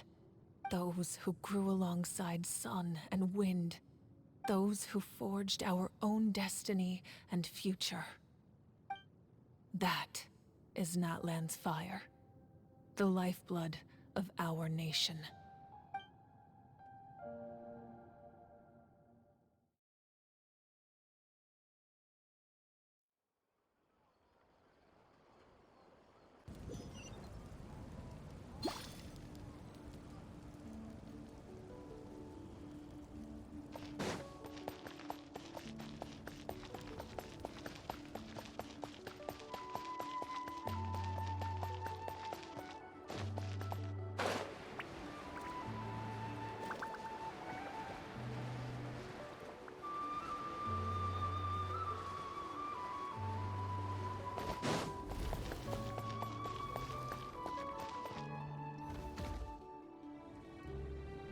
Koichi! You here for the victory feast too? Oh, no. I knew Chaska would be here, so I just came to deliver some medicine. I was about to leave, actually. But it's not that I don't want to celebrate Kachina and the others. I'm so glad she made it back. It's just... well, I'll make things awkward if I'm around my sister right now. Ah, well, you two had a fight, so Paimon can understand. She didn't cause any trouble during your trip, right? Of course not. Yeah, she was super helpful. She gave us a lot of useful information about the Abyss. That's good. That's all I needed to know. Is there a reason you asked? You were pretty outspoken when we first met, but now it's like you're holding something back. Yeah, you can tell us anything. Maybe it seemed unreasonable, picking that fight with her before you left, but I did it for a reason. Her impulse to fight is extremely strong. Her mental strength helps her rein it in, but she still loses control sometimes. I had no idea what you might face in the Night Kingdom, so I didn't want to take any chances. So what you're saying is... You deliberately provoked her so that she would take that impulse out on you. Okay, so maybe it sounds a little stupid, but it works pretty well. It helps her keep her cool for a little while, at least. Anyway, I'm just glad you were able to make it back safe and sound. That's all I wanted. But do you really have to go go that far? Can't you just talk it out? No way. Chaska never opens up about her own pain, especially to her family. She can't learn about this, or it'll be even harder to help her. I respect your decision. Thanks for confiding in us. I appreciate the understanding, and don't worry. I'll find a way to help her ease this burden. Anyway, I need to get going. Enjoy the celebration. Oh, and if you ever need a doctor, you know who to find. Huh. Who would have thought there was a deeper reason behind their arguing? They're trying to look out for each other in their own way. In the end, it's all the Abyss's fault. Paimon's had enough of them.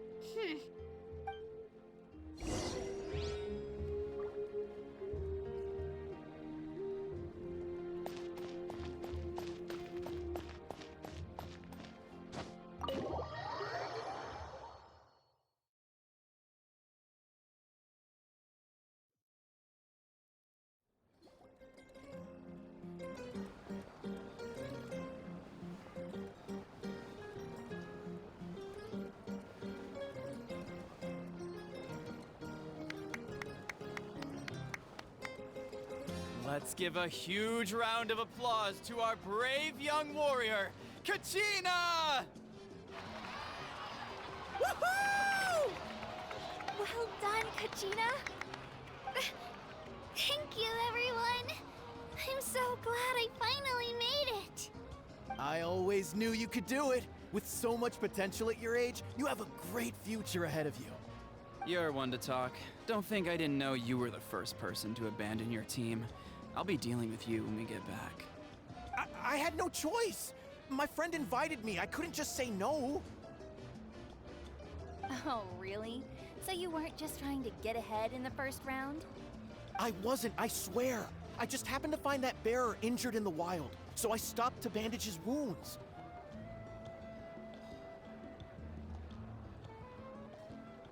When he insisted on repaying the favor, what was I supposed to do?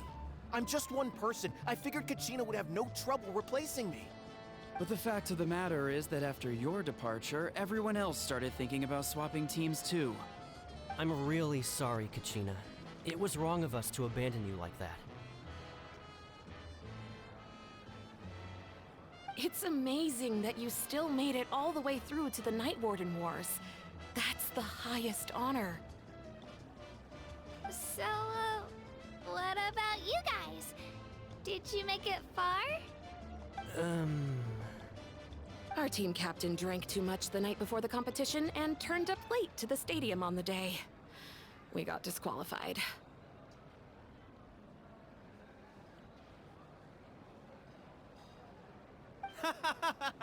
Serves you all right.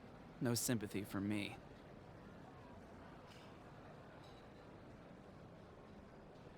All right. There's no need to be like that, Uncle Pakal.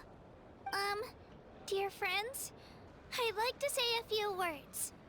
Firstly, I'm grateful to my friends and our great Archon for helping to bring me back.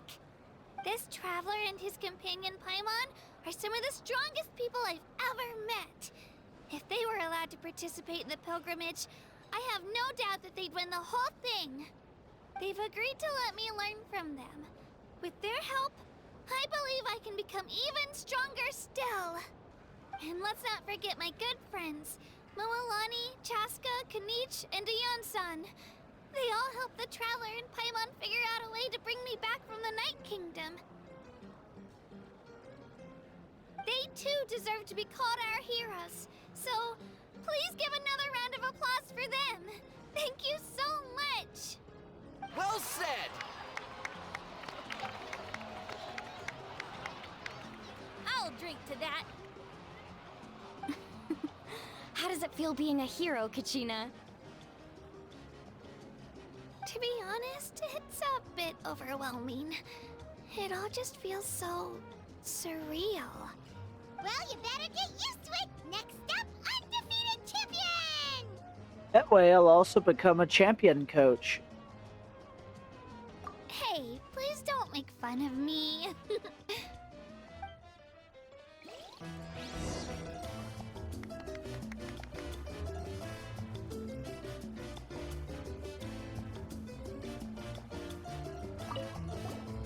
My apologies.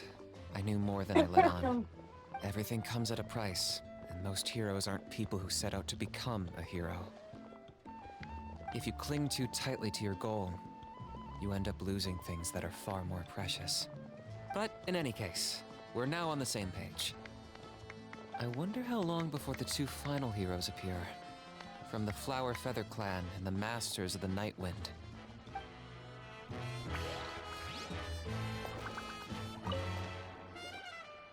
At previous victory feasts, you'd always find me in the crowd singing and dancing. But after what I found out today, it's too much. I'm still trying to process it. It does feel weird seeing you so out of sorts. Natlan's fall isn't set in stone, though, right? Is this another pearl of wisdom based on your adventuring experience? Well, Paimon agrees with the Traveler. Everyone's come together to celebrate Kachina's achievements. That's gotta be a first. You're right. Kachina looks really happy. And now I'm being the moody one. Ugh, enough doom and gloom. Time to shake it off.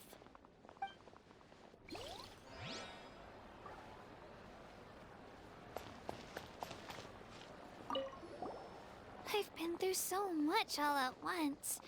Everything still kind of feels like a dream. Are you still feeling unwell? Nope, all better now. I told you I bounced back pretty quick, so don't worry about me. I bet you guys must be tired, though. Make sure you get some good rest tonight. You gotta recharge so you'll be in the mood to have fun. All right, Kachina. Let's party! I'm a little embarrassed. Don't be. Come on, you're the star of the show today.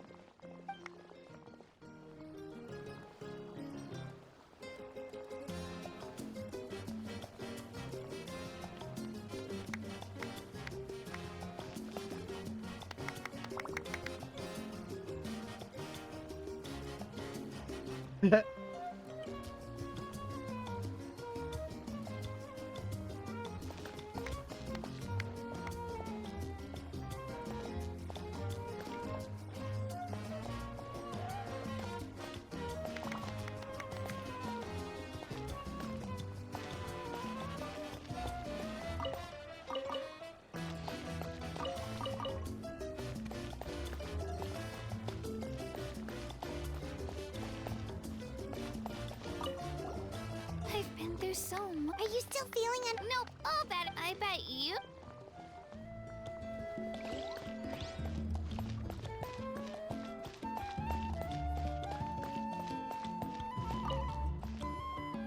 Ah, you're here. Have some fruit juice. I got it specially for you two. How did you know? That's Paimon's favorite! You look like you've still got questions. Ask away. Why didn't you get the heroes of the past to join you in this age? Because they had their own lives to live. The thought of telling them, abandon your families and everyone you love, and come with me to the end of time, for in 500 years Natlan will be destroyed, it seemed too cruel. You could just as easily point out that everything in this world would come to an end eventually. But life is short. And beyond a point, it just doesn't seem real. Imagine if I said, let's leave right now, and go save the sun because it'll flame out in a few million years. It would sound quite ridiculous. I couldn't make them shoulder that burden with me. Besides, every generation will have its heroes, this one included. The plan could still work without them. Or, of course, without me. But since I was the one who came up with the plan, I felt duty-bound to see it through to the end. Paimon's suddenly remembering that portrait in your room. Was that your family from back then? Yes, it was.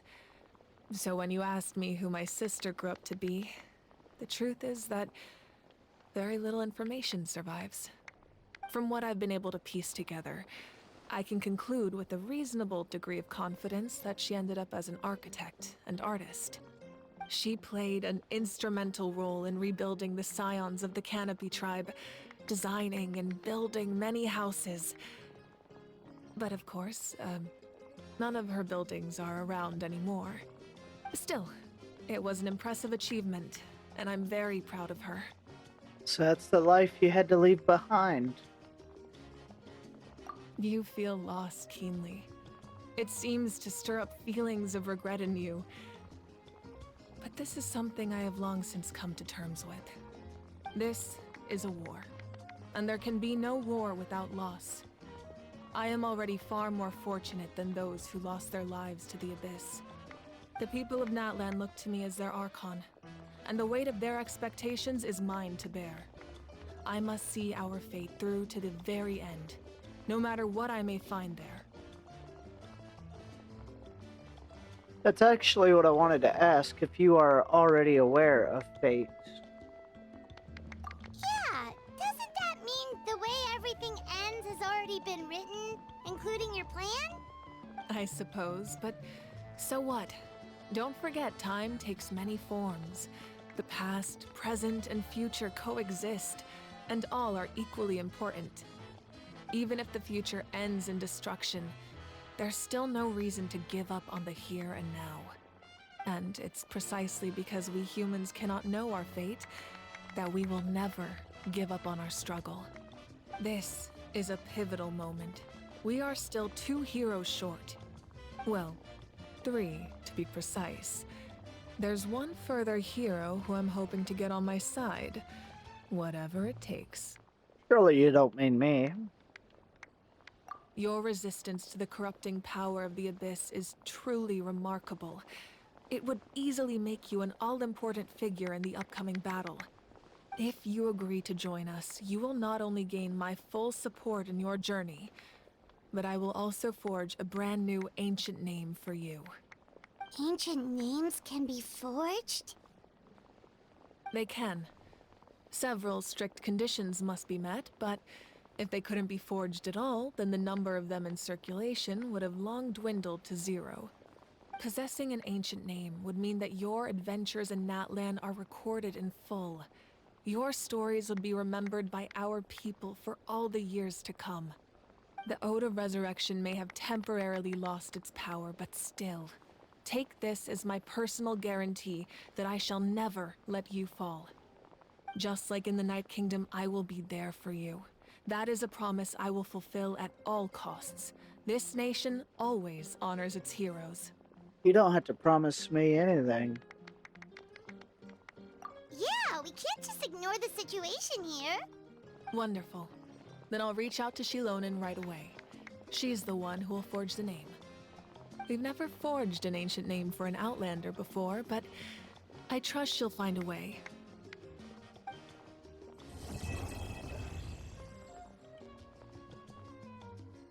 My lord, we've received word that the Pyro Archon has lost much of her power. Although your injury complicates things, this is most certainly the opportune time to seize the Gnosis. Victory and defeat are rules, not outcomes. I have never taken advantage of an opponent in a time of weakness, and I don't intend to start now. As for you, I must confess, I did not expect that little trick of yours to save the day. No matter how dense the fog, as long as the sun remains, we cannot turn day into night. She could have dispelled it. She simply chose not to. You don't have much time, and you're injured on top of that. What do you plan to do next? I'm beginning to see just how useful you may turn out to be. You heard something from here, didn't you?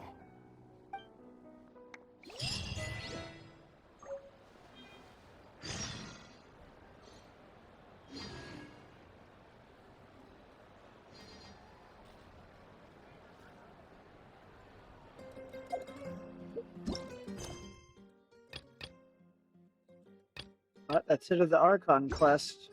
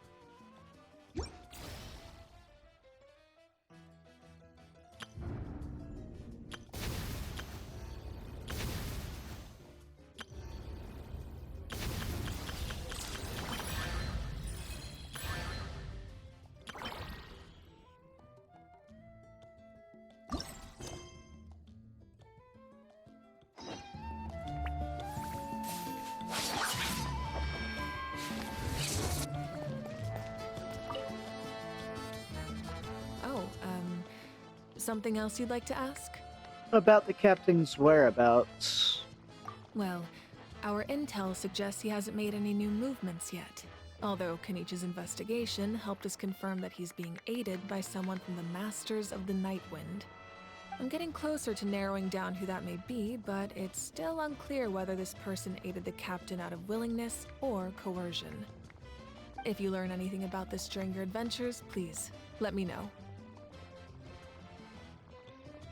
Oh, something else you'd like to ask? About elemental energy in the Abyss. The Abyss is the most formidable enemy in all of Teyvat. In the beginning, it took failure and tragedy to even begin to learn how to fight back. All of the methods you've seen in other nations were developed based on experience and insight passed down over generations. We know them to work, but few of us actually understand why. It's the same for the method we use here in Natlan. Ever since ancient times, elemental energy has been one of our most reliable weapons against the Abyss. As for the principles behind it, I'm afraid you might have to seek answers from someone older than the position of Pyro Archon itself. Oh, something else you'd like to ask? About the absence of people from Natlan and other nations. That also comes down to the long-standing effects of the Abyss. Our people's survival is inextricably tied to the Wyab, but their power has its limits. They cannot offer our people the same degree of protection outside our borders. In fact, people who do decide to leave often suffer from memory loss and emotional issues. Everyone in Natlan understands this. That's why our people never leave without a good cause. Even if someone is left with no choice, the chief of their tribe must seek approval with the Wyab to grant them leave. And the Wyab have always been very strict about granting that approval, since extending protection beyond our borders means consuming power reserved for our fight against the Abyss. Still, there's no need to worry. The Wyab extend their protection to all within Natlan, including visitors from afar. Oh, something else you'd like to ask? I've got no other questions.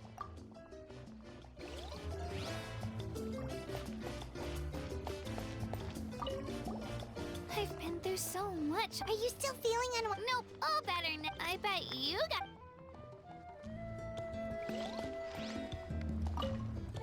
All right, Kachina. Don't be.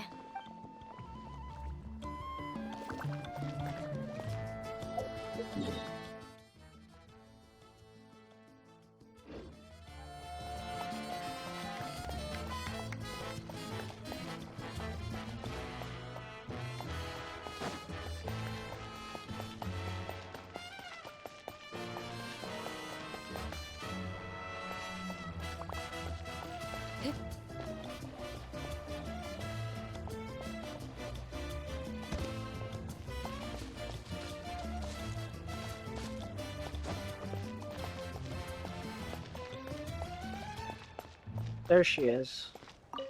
It's rare to meet travelers as strong and brave as yourselves.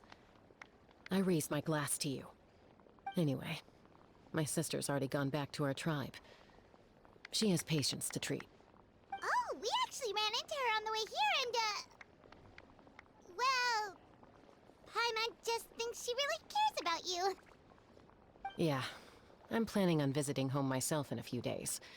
To tell her and the rest of the family that they need to be extra careful. I just hope they take it seriously. The Abyss has likely sensed your arrival in Natlan by now. So exercise caution on your adventures as well.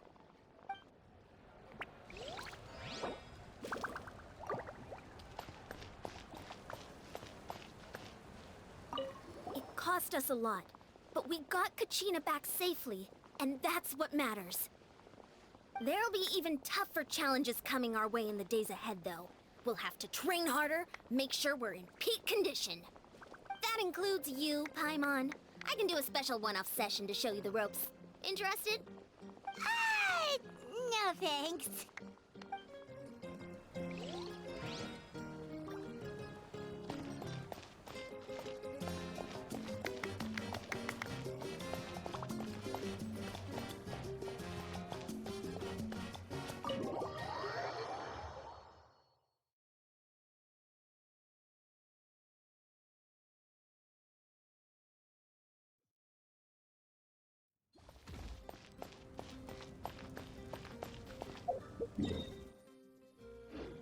All right, and we'll leave it there for now. I'll be back on a little later today for a little while, for at least about 2 hours. I'll see y'all next time. Y'all have a wonderful day, and thanks for stopping by.